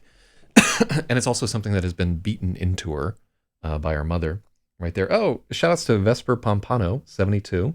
Just FYI, we're editing a story, and you're fortunate enough to have joined us at one of the sex scenes, and I think this sex scene goes on for several different chapters, so enjoy. It's a science fiction novel about mind reading. You can see above, we've been editing this for 56 days, and we're making significant progress here. What time is it right now? It's 6:31, so we got lots of time to edit today. So Dan took a deep He took a deep breath and began to undress, undoing the buttons of his shirt. If anything, he was more self-conscious than Freya was. Dan was so lean from running. Her eyes ran from his collarbones to the slight jut of his sternum, the ripple of his abdominal muscles under a slight layer of fat. She could remember the figments of his uncertainty from the night before. He wasn't big enough, wasn't as built as some of the other guys. Yet as Freya stared, she had never wanted anything more. Non-stop. Several chapters of sex scene. Oh boy. Yeah, well, I mean, like, this is like essentially they've like run away to a ski resort and may be here for a while. I'm not going to spoil it or anything like that, but imagine what you would have done at a ski resort if you were there for like a few days with your first girlfriend or first boyfriend. Good God Almighty. It's a fuck fest. So also like, given that I always do too much of whatever I'm doing in my life, probably this is going to get relatively excessive. So just let me know when it gets to be too much and we'll start cutting some shit. Yet as Freya stared, she had never wanted anything more.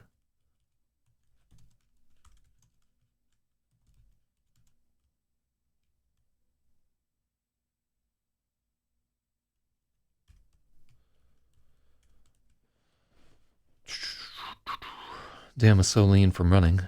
Yet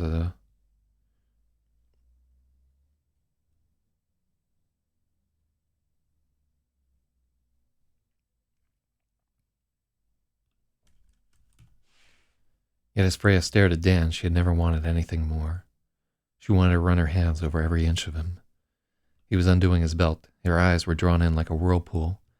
He stepped out of his slacks, and she could see a damp spot of arousal on his boxers already. He slipped out of them, and they stood naked in front of each other.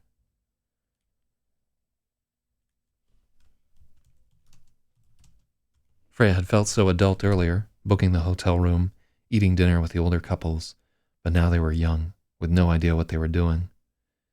Each of them was fighting the urge to cover themselves. She could see a tremor of movement at his shoulder. She felt like blushing with her whole body, she felt like she was blushing with her whole body, radioactive with awkwardness. I love that phrase right there. Sorry, how many chapters? So this is chapter 72 or 73? I think it's 72. Let's roll up. This is chapter 72. There are probably about 104 or 105. I'm not sure because we've been adding some chapters as we're going along, rather than cutting them for the most part.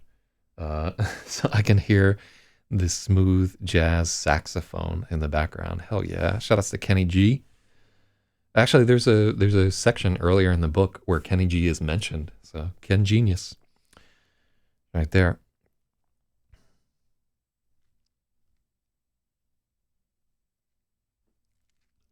Let's see. Their eyes kept sliding away, and her glance drifted down to her penis. She wondered how badly it would hurt. The idea of that being inside of her seemed at once impossible and imperative. His eyes were on her, the muscles in his jaw were tensing, and as he took a deep breath, she watched his erection bob. Was he fighting to hold himself back? She was in a spiral of being afraid he would lose control and being aroused by the idea.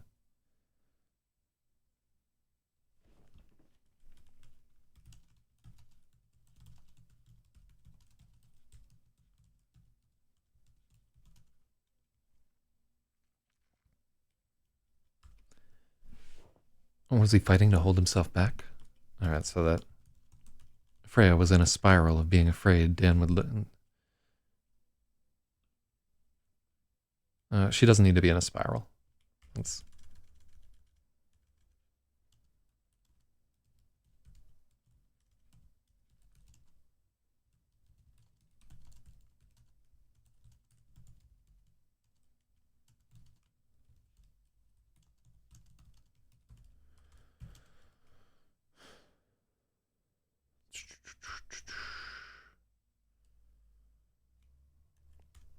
Mm-hmm. Vesper says, oh, wow. Oh, Wild. She took a deep breath to calm down.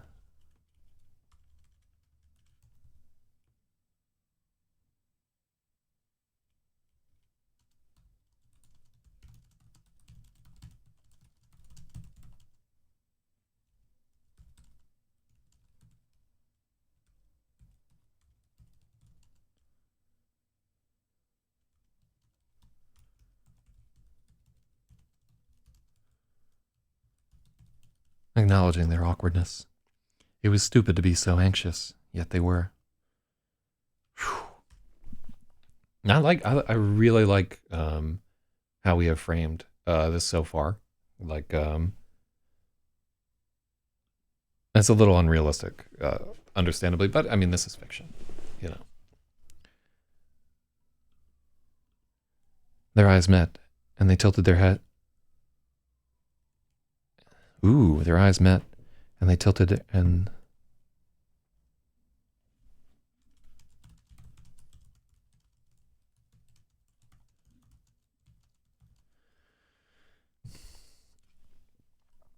Okay, their eyes met and they stepped towards each other in one synchronized moment, hearing a distant sound.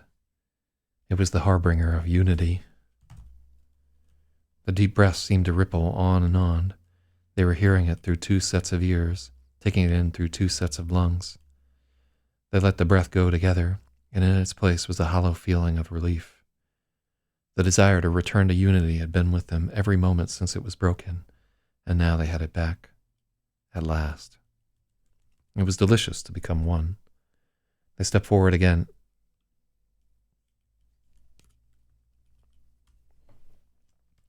They stepped forward and embraced, marveling at the way their bodies gave way to each other. They had to hold on tightly as the wave of feeling threatened to take their knees from out under them. His erection was a hot and insistent line against her belly, and she could feel him soaking in the sensation of her being wet, each of them reveling in the feeling of being wanted. It had been a long day, and as they got close to each other, they could smell each other. It was something they were supposed to be embarrassed about, to cover with deodorant, but the reality was different. She liked the way he smelled.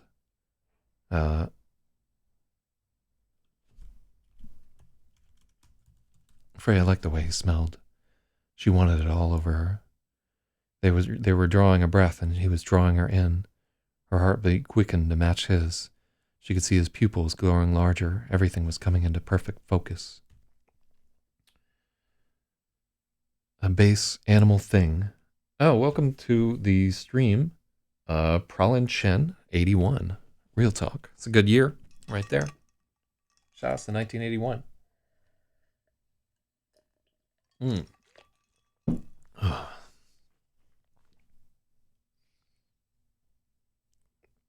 A base animal thing was awakening between them, and she could feel him stiffening.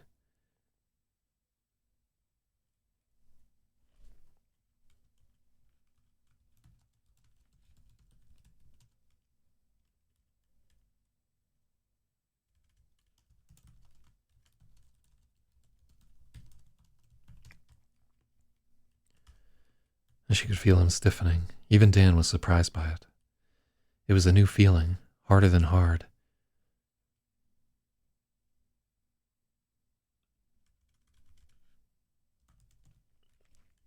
And she relished the straining, insistent throb. His eyebrows raised with alarm. If they kept potentiating each other like this, he wouldn't be able to hold back. Freya released him, watching the head of his penis bob on its own, little spasms passing through his stomach muscles. She turned towards the bathtub and climbed onto the ledge. It was so strange to watch herself from behind. Dan's eyes were locked on the sway of her buttocks, stealing into the space between them. The water was still very hot, just a touch above what Freya could bear.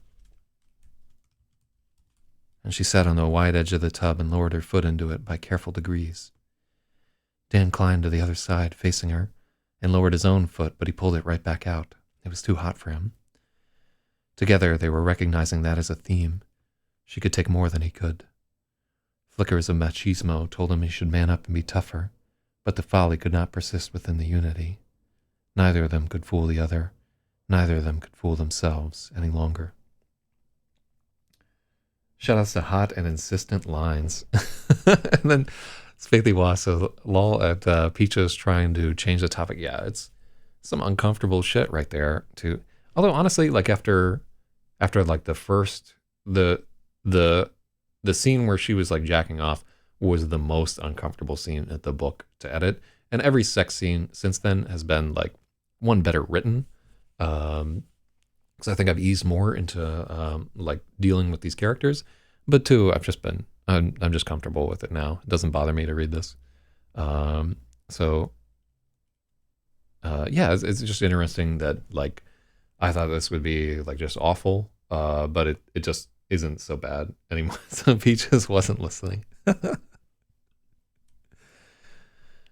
Freya lowered herself into the water, inch by scalding inch.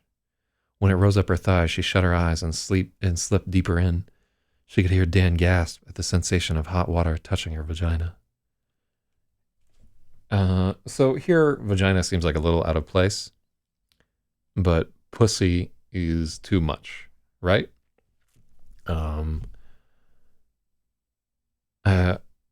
She could hear Dan gasp at the sensation of hot water touching her. We could put lips there, right? Which is like a little less clinical than vagina.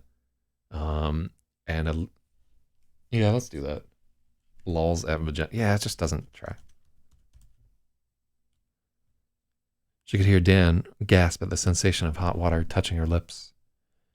His eyes watched the skin reddening beneath the water, and she saw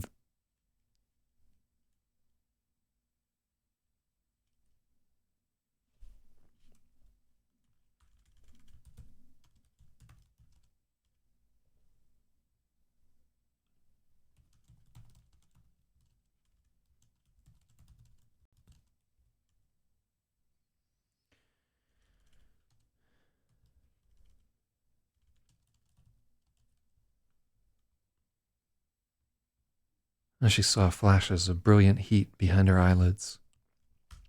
Okay, cool. Hot water on pussy. Are you insane? No, no, no, no, no. Oh yeah, we're not going to use the word coochie right there. So this is I've dated a lot of women in my life, and the ones that are like really into bass will get in there in like some scalding hot. And I do the same thing, right? Like if I'm getting into a hot bath, there's a moment where you'll get in where it's like stinging hot, and you're just like fuck it, and your dick is like scalded for a hot second there.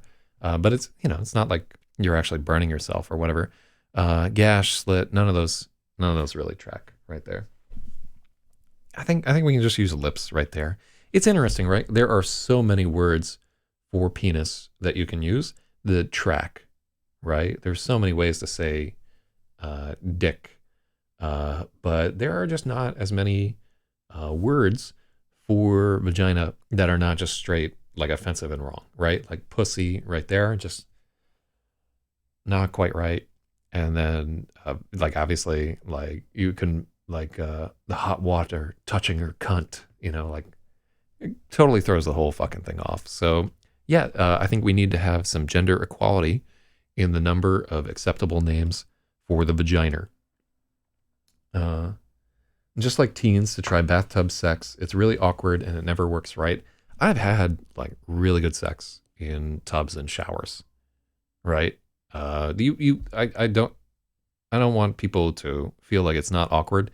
Anybody, if you have a hard time having sex in like a shower or in a like obviously there's the issue of like lubrication getting washed. I think most people are like taking it too fast, right? Like it's really something that you would be super slow with. And another part of it is needing to, from time to time, add more hot water to the tub, right? Because it's something that you have to do over a long time and the water's getting cold. It's like, it's kind of a balancing act. So I'm with you that it's awkward, but it can be really fucking good if you put the time into it, especially if you have like a fancy Whirlpool tub or something like that. Whirlpool tubs are fucking great to screw in. New sign, this vagina 55329er. Wild. She slipped down until her whole body was in the tub and her hair was drifting around her like a halo. Her body was the sun, and Dan adored her.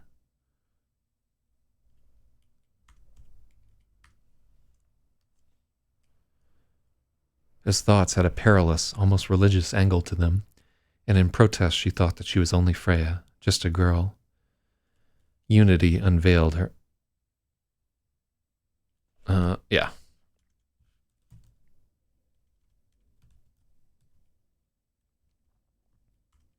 Unity unraveled her false modesty.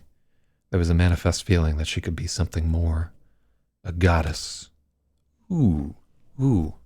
Like that character trait where she's starting to shade into this sort of like narcissistic messiah complex thing there. Really, really like that spread right there. Wizard sleeve.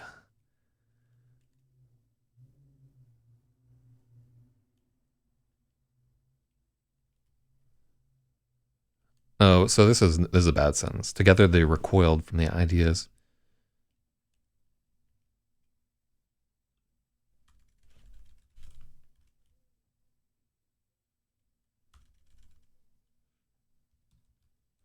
Together they recoiled from the serpentine idea, feeling they drifted off the rails.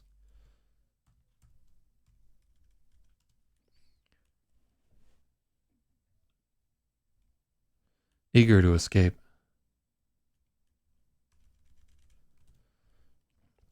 To escape the thought, Dan began to lower himself into the water, bracing himself against the sting. His feet brushed up against her legs, and she sat up a little to make room for him, thrilled by his touch.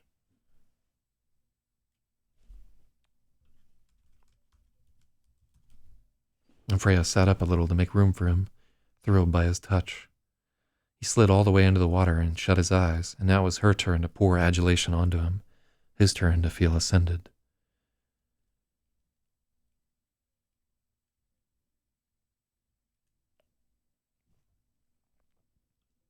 Mm-hmm.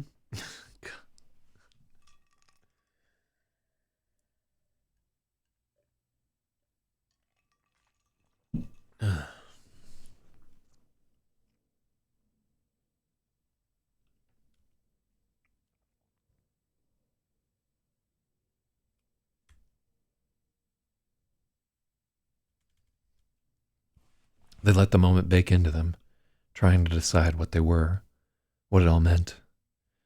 This was more than vanity, more than delusion. They had become more than human.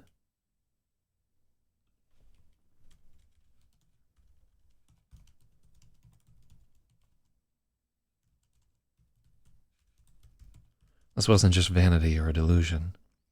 They had become more than human. Something new and unique. Shout outs to Theodore Sturgeon and his book, More Than Human, which is actually referenced earlier in this book. For all your euphemistic, that's a good song. I've always liked Bloodhound Gang. They're a gangsta band.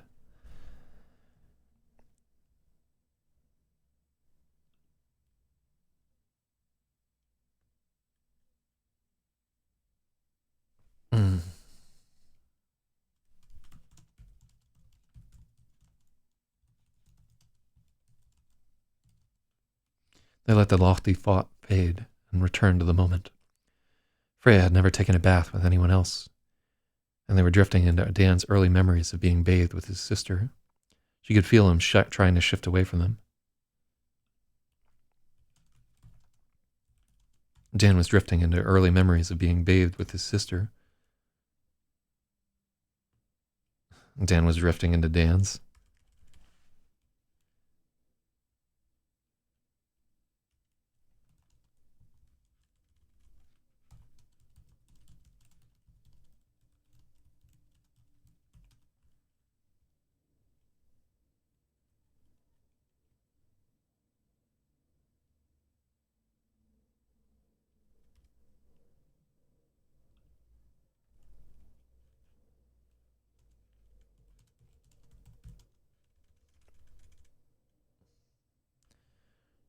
Freya beamed acceptance, but he was denying them, trying to push away his hunger for her ghost.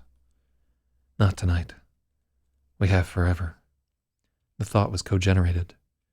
Pieces of it rose from each of them, trying to express the sense of grandeur settling over them, the whispering feeling that this was more than just an interlude. This was something eternal. His fingers were brushing against Dan's fingers were brushing against her ankles, rising up her shins, and she could feel his intent. He wanted to slide his hand up at his inner thigh. He wanted to know what she felt like. And she wanted him to know.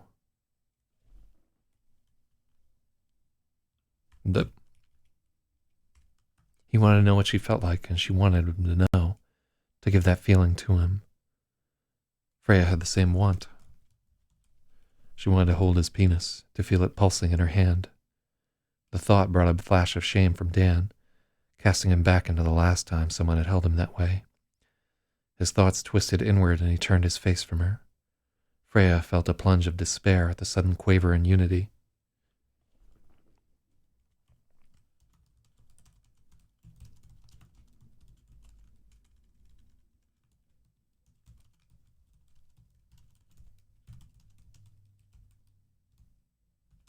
No, so hunger, the hunger there is for the ghost of his sister, right? And we don't specify because let's take a look at this here. So let's read through it again, make sure it tracks. They let the lofty thought fade and return to the moment. Freya had never taken a bath with anyone else. Dan was drifting into early memories of being bathed with his sister. He tried to shift away from them. Freya beamed acceptance, but Dan was denying them, trying to push away his hunger for her ghost.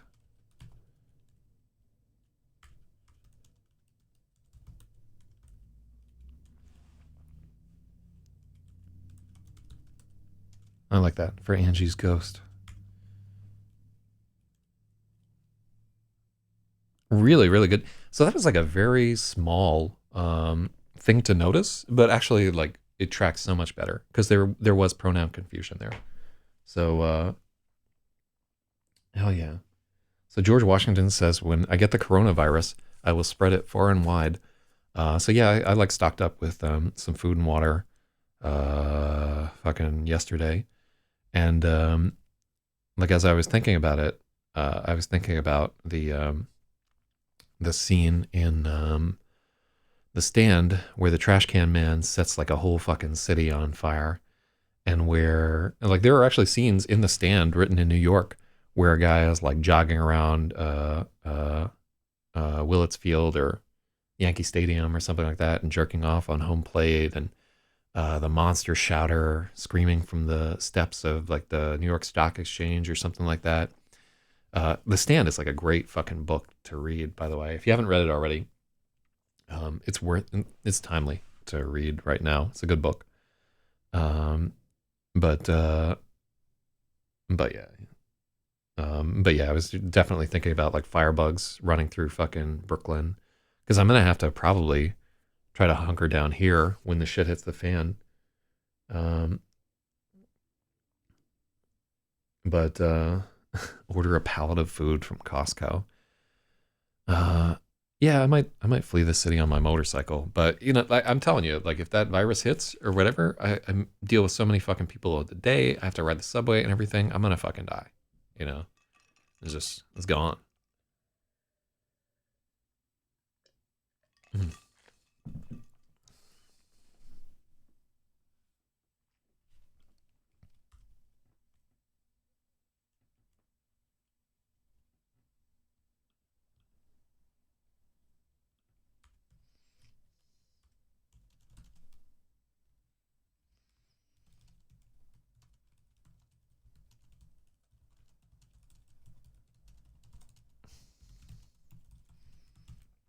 Mm.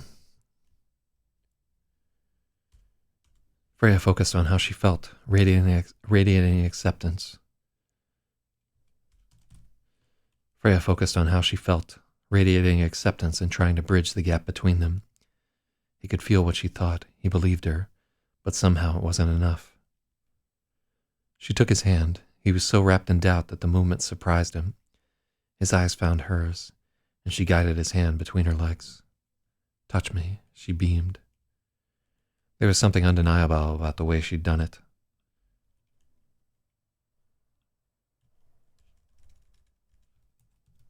There was something undeniable about the way she'd acted.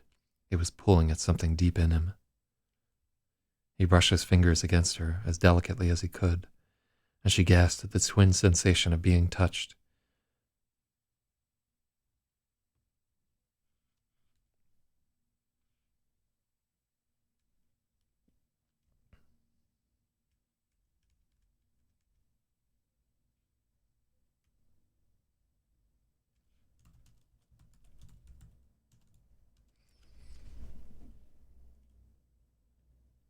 And she gasped at the sensation of touching something impossibly hot and soft.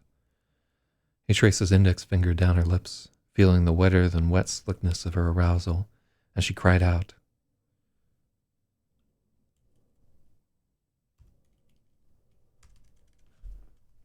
She cried out. Even the lightest touch he could manage was more than she could bear. Dan's hand stopped and a low moan escaped his mouth. They were bound in it together. Mm-hmm. So when you use beaming as an active transmission, I sometimes get confused between the usual meaning and the unity meaning. While this is true, keep in mind that we use this so many times in the book. This is probably like the 20th instance of using beaming in that way. So it seems out of place because we're coming to this chapter after chapter, but we've earned enough cachet to continually use beaming that way. I think it's understood at that point in the narrative. Let me see.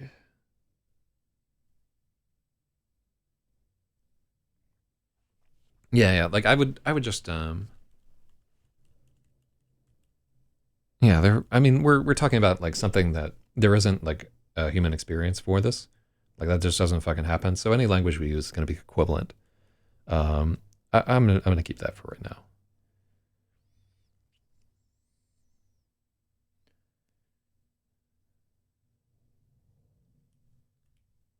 Uh,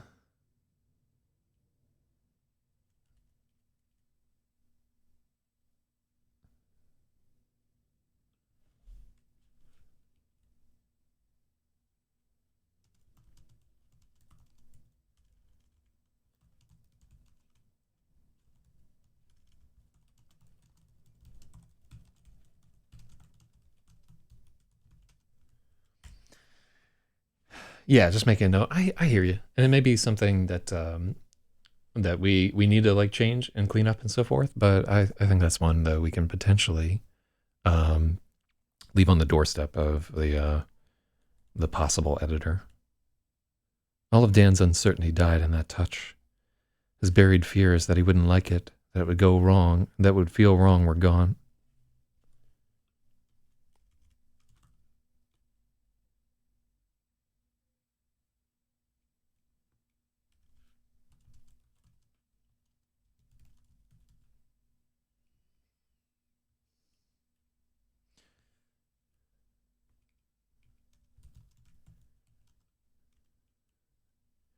The buried fears that he wouldn't like the way a girl felt were gone, boiled away in the heat of his sudden desire. He wanted more, wanted her, and she was basking in it. It felt so good to be desired.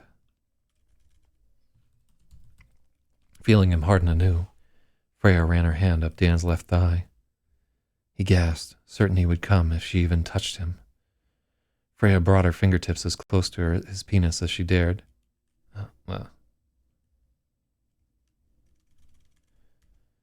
Freya brought her fingertips as close as she dared until their breathing grew shallow and he began to tremble.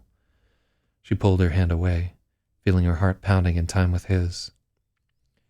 She wondered what it would be like to see him come, and she visualized it, imagining his whole body tensing up, his cock twitching as he spurted into the bath. She could see his body trembling in response.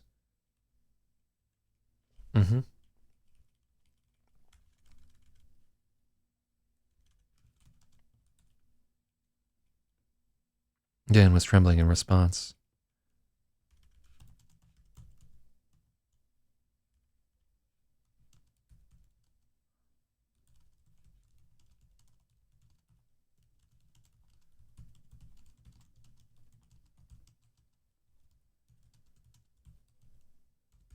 and I gave her a surge of elation.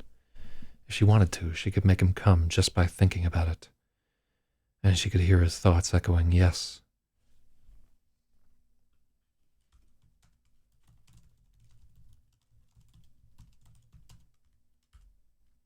Mm-hmm. Mm-hmm. So how much online roleplay did it take to prepare for writing this? Most of this is just drawn from my own weird sex life, um, which is like kind of embarrassingly prolific. Just like when this book was written at the time where I had broken up out of a 12-year relationship, and I was definitely not myself. And like one of the ways that I was dealing with it was by just literally look at anyone that would have me, literally anyone at all. And like in some ways there's like some like note of pride, like, yeah, I got with all these girls or whatever. But in another way, I was, I was just like completely broken apart, and that's what I was doing with my life. And I'm really, really glad I didn't pick up like VD or have a kid or something like that during that time. But like, I hurt a lot of people's feelings, and I was hurt by a lot of people. And yeah, it was a rough time in my life. And maybe I still haven't recovered, but c'est la vie. But yeah, 12 years. Yeah, I've done some wild shit in my time.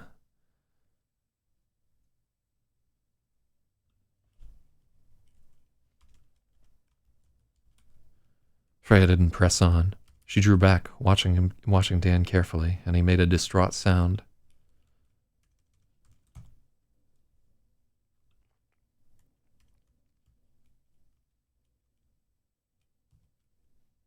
Behind it, she could feel that Dan liked that, liked to be denied. There was a sudden electric awareness. She'd been afraid that sex was something that happened to her, something she would have no control over. But she was powerful here. She was in charge, and she liked it that way.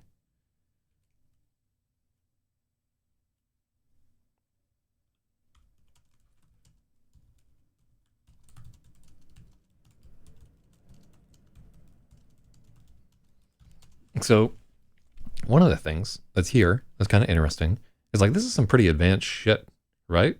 We're like deep down the fucking, this is stuff that you would find out about yourself after you have been sleeping with somebody for like years and so forth. And we're going to be kind of caught between the poles of they're young and this is like too intense.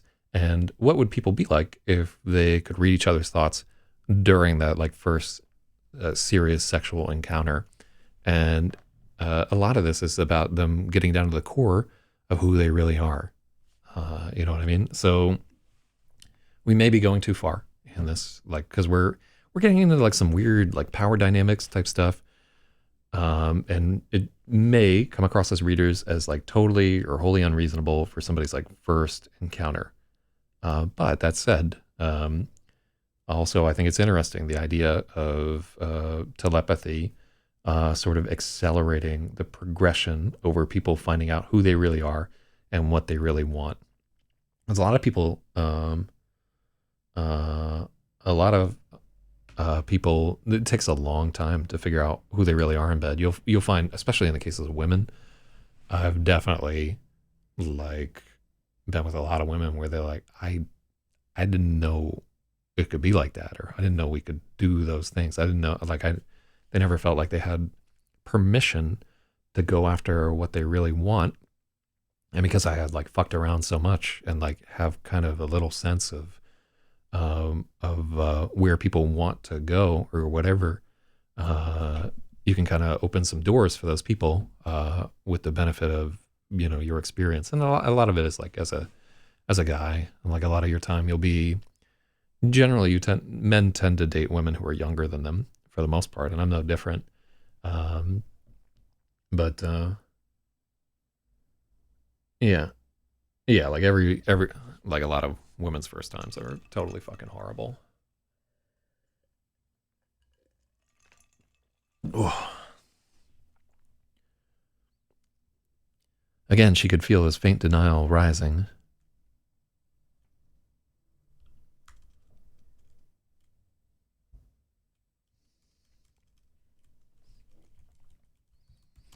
Again, she could feel his weak denial, the sense he was supposed to be the active one.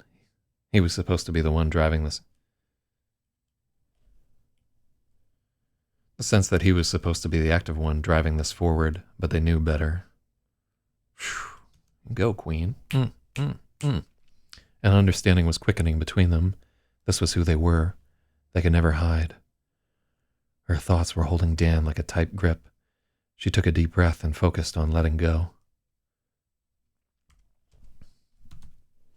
There was a moan of intermingled relief and protest that came.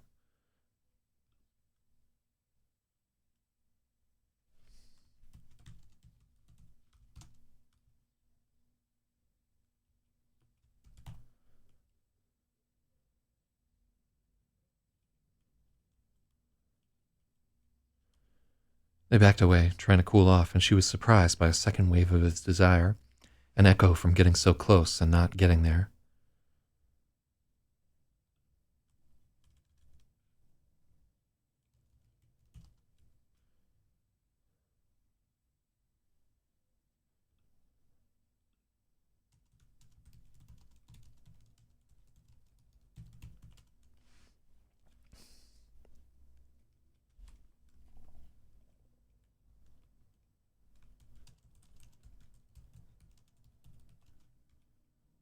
It was a powerful urge. How did he ever stop on his own? So this is something that is like maybe particular to men. I'm not 100% whether women feel this with the same intensity. But if you come relatively close to getting off as a guy and then wait like a couple minutes, right? You will feel like a secondary wave of desire to get off. And it's like a relatively powerful force. It'll like take you by surprise. Like you could be like right at the edge and be like, nah, I don't want to get off just yet, or whatever like that, and like turn your attention to something different. 2 to 5 minutes later, wham, just hits you like a fucking wall. And yeah, like one thing I'm noticing with a lot of like dopamine producing behaviors where you're like trying to resist an urge to do something, and you'll be like initially successful, right? But then you'll get hit by a second wave of that desire to like go have a drink or eat something that you shouldn't, or fuck somebody who maybe it's not like the greatest idea or whatever, because your brain like knows I can get a bunch of that dopamine if I get up in there, you know what I mean? And yeah, often you get lost in that second wave, man. I've had it happen to me. But sorry you didn't have a star ball for your first time. The prostate protest. Is that what that's called? Is that a real thing? What if I didn't Google prostate protest on a stream where I could get banned from fucking twitch.tv and everything else? I made that up. Yeah. I mean, it tracks. It could be it. They backed away, trying to cool off, and she was surprised by a second wave of Dan's desire.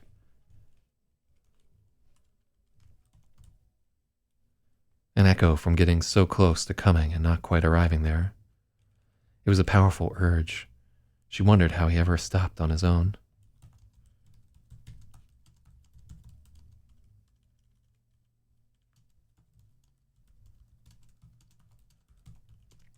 It felt like all of this had only taken moments, but the water was getting lukewarm, and their fingertips were pruning up.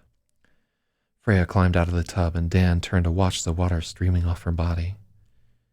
He thought she was so beautiful it was impossible not to believe him. As she stood there dripping, he climbed out of the tub and took the towel from her hands and began to dry her off. She hadn't expected it. There was something about the gesture that made her feel small and safe, and he felt overjoyed.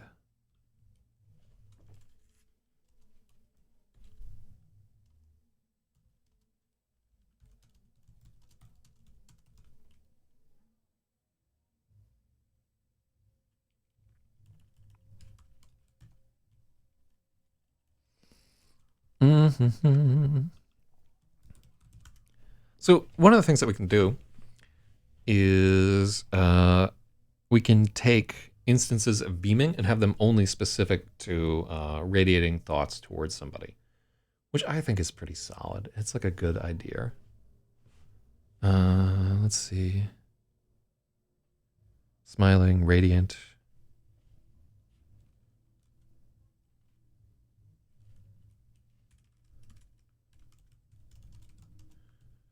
Glowing with joy, Freya took a towel and dried him off too, marveling at the muscles of his shoulders. I think we've used marveling too many times.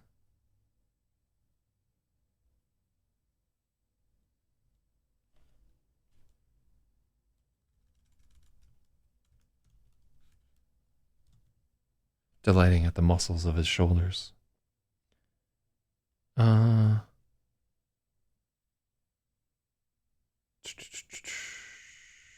Mm-mm-mm.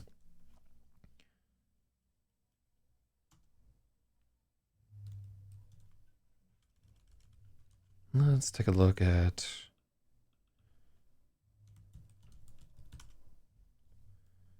Yeah. Yeah, captivated is better.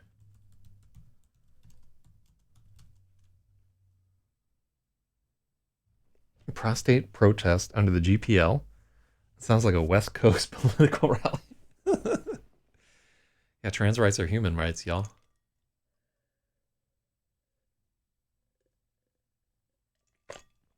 Mm.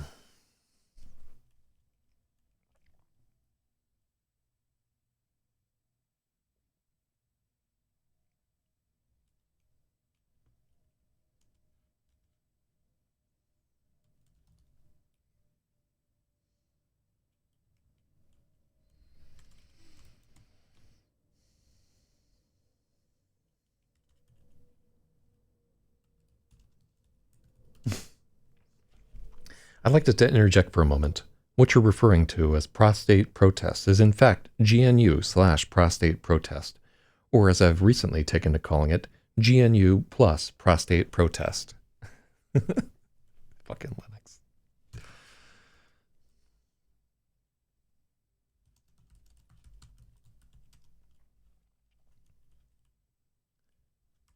On impulse, she embraced him from behind, kissing his neck.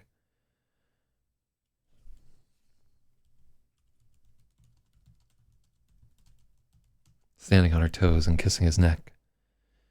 He shut his eyes and relaxed into...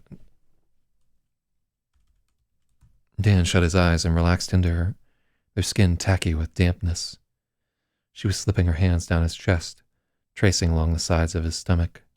She focused entirely on Dan's feelings, the sensation of her breasts pressing against his back, her fingertips brushing lightly over his skin, dancing along the edge of tickling and thrilling. Responding to an impulse from him, she bit down lightly on his neck. Their hearts raced and their breathing quickened in unison. Her fingers were in his pubic hair, roaming through the damp curls, and she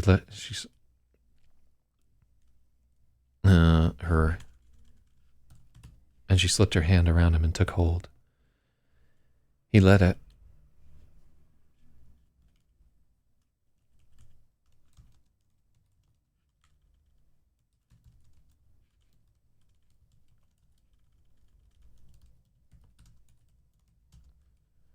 Dan made a startled sound, and she was caught in the feeling, thrilled by the way she could make his whole body react with the slightest movement.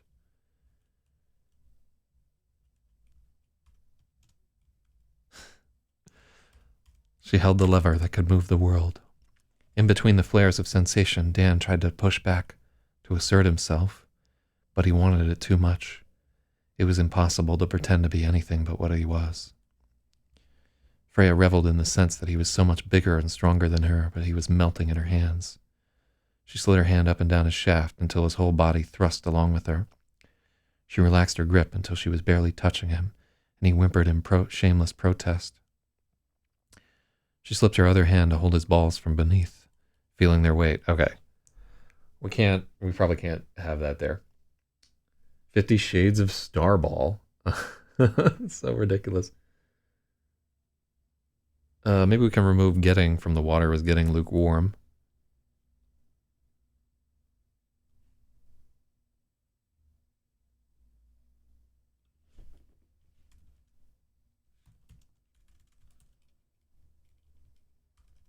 That's a good change. Oh my god, the lever that could move the world getting tattooed on my shaft. Ridiculous.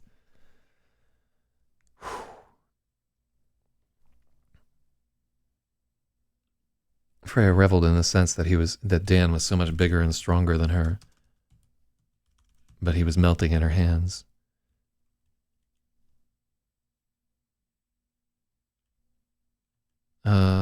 So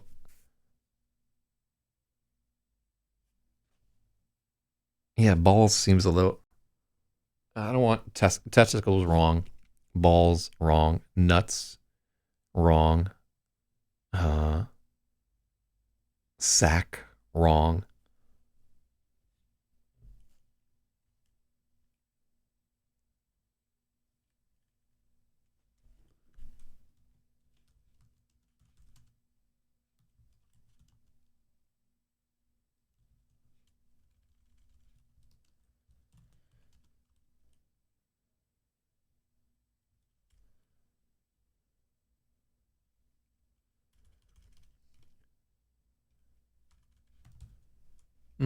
Earth balls, jewels.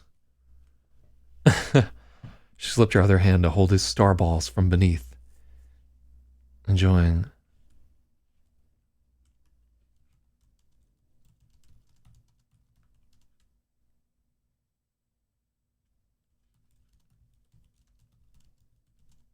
Enjoying how heavy they felt.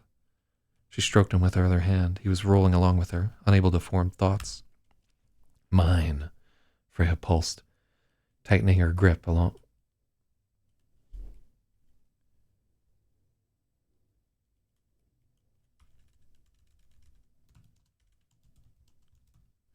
Tightening her grip in tune with the possessive thought, and there was a wordless rush of agreement. He wanted this, wanted to be hers. He let go completely, and she pulled him closer and closer, submerging in his feelings and forgetting herself. He was almost there. Her mouth was close to his ear. She could hear the sound of her own breathing through his ears.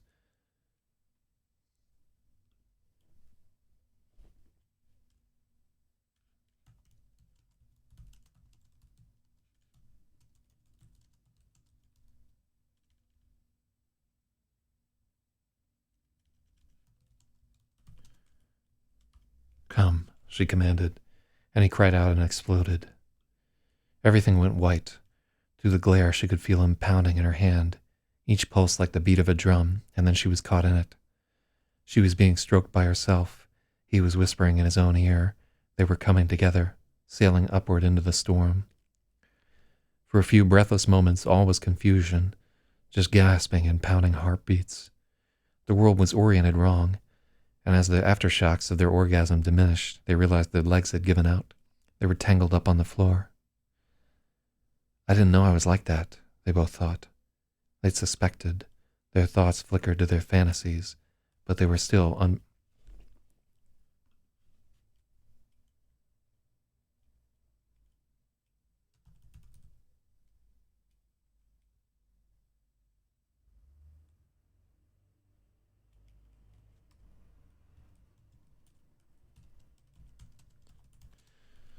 They suspected before. They'd fantasized about this, but they were still unprepared. To be confronted so viscerally. Dan felt a thin shame he'd gotten off so quickly, that he was so submissive. It was an effort for him to think it, and he was mired in shame, looking away from her, but she turned him towards her. Stop. You're perfect. You're exactly what I want, Freya asserted. They were surveying the damage. She had a bruise forming on her hip, and he banged his elbow during the fall. There was an impressive arc of cum across the tile floor. Sheepishly, he got up and mopped it with the towel. I'm sorry, I thought we were going to... He mumbled. Dan mumbled, so caught in his thoughts that he was speaking aloud. Submersed into immersed. Let's take a look.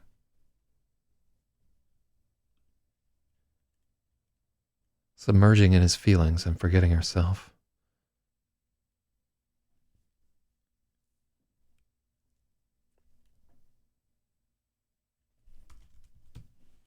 Yeah, submerged is better. Oh, there's definitely some merging going on between some subs right here. Whoa. I'm sorry, I thought we were going to, Dan mumbled. We are, Freya assured him. She smiled and led him to the bed. They curled up together in front of the fire like a pair of cats, nuzzling closer and closer in search of a supreme comfort. She'd felt so grand before, and now she...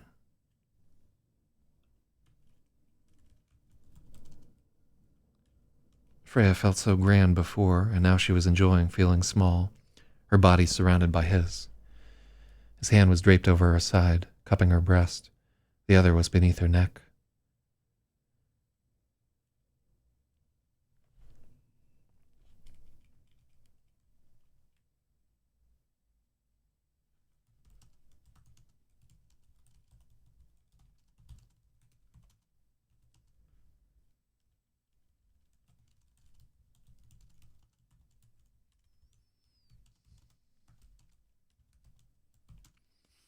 His hand was draped over her side, cupping her breast. Dan's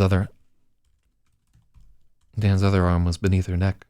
She was resting in the crook of her elbow.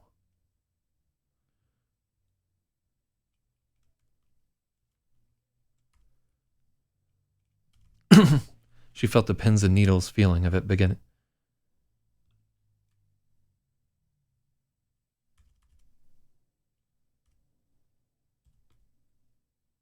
She felt pins and needles.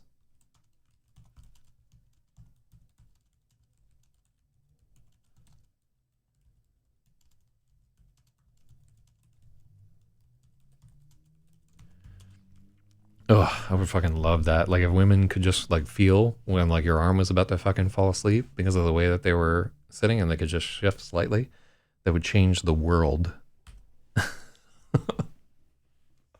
The worst, man.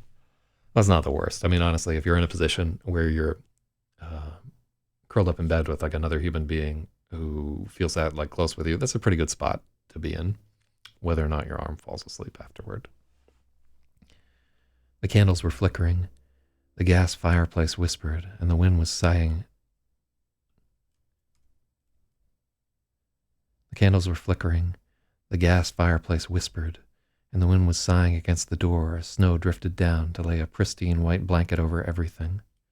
They were safe here. When they closed their eyes, there was only warmth. The unity was faltering, but they were so close they barely missed it. Together they drifted to sleep. Oh. Well, that's a very cute chapter. Ooh, it's a fucking Fragile Phoenix chapter. It's been a long time since we've had one of those. So actually we're at chapter 73 now. Okay, and here we say that this moves earlier into the story, which may be true.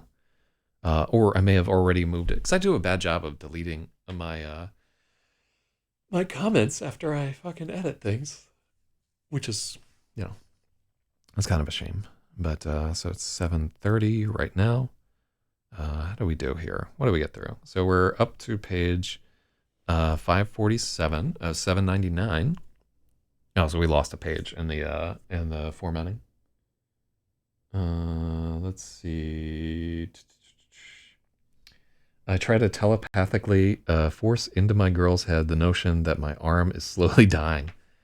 So my favorite, good morning, by the way. My favorite my favorite ever, like attempted telepathy is from The Simpsons. It's the episode where Bart gets a bigger brother, and Homer has left him on the soccer field, and it's starting to rain, and he like mentally tries to pick up Bart, and it's like this eerie theremin music, and then Milhouse is writing on the wall, Trab Pew Sip, which is like pick up Bart backwards, and you can see the reflection in a mirror. It's fucking, oh, show used to be so good. Well, holy shit. Thank you to everybody who went through this really long sex scene with me. How many fucking pages is the sex scene? God damn. So 72, 535 to I think 547. So yeah, shoutouts to fucking for 12 pages. Do you have the same stamina out there? Okay. So tomorrow we have a break in this shit where it's a chapter from the Fragile Phoenix. So this sex scene, I missed it. You gotta fucking pay attention, Peaches. Like, God. Yeah, we've been doing this for like hours. Okay. Well, I'm gonna call it a day. I'm gonna go get a sandwich. And yeah, you fucking missed out, man. You gotta pay attention to this. And yeah, we're on track. So tomorrow we picked up a little bit of steam. After I think yesterday we only edited like 3 pages. Today we edited more. We're not quite at our 10 pages a day mark, but I've caught up a little bit with how far we fell behind yesterday. We can definitely edit the entire Fragile Phoenix chapter tomorrow, and then what happens after this. Oh, there's a blank Starball chapter. I don't think that Starball chapter is going to get written. I think we're going to stick with the Fragile Phoenix chapter there. These sentences. Oh, wow. I have a graphic design note here that these sentences are set in a wheel there. So I like those whole things. So help me finish a sandwich. I don't need any help to finish a sandwich. I'm just putting it out there. Okay, cool. Well, so that's going. We got a bunch of new people tuned in today. And I've been noticing like a ton of people on the Periscope. If you're watching regularly on Periscope, we can't see chats from the Periscope people or reactions or anything like that. But yeah, maybe I should take a look at what's going on in Periscope, because like 20 or 30 people watch there every day, and like 7 or 8 people watch in the YouTube chat. And it's just the way that Periscope's API works with chat that we don't get to get them out there. Well, you'll be good out there. Don't catch that coronavirus if you can help it.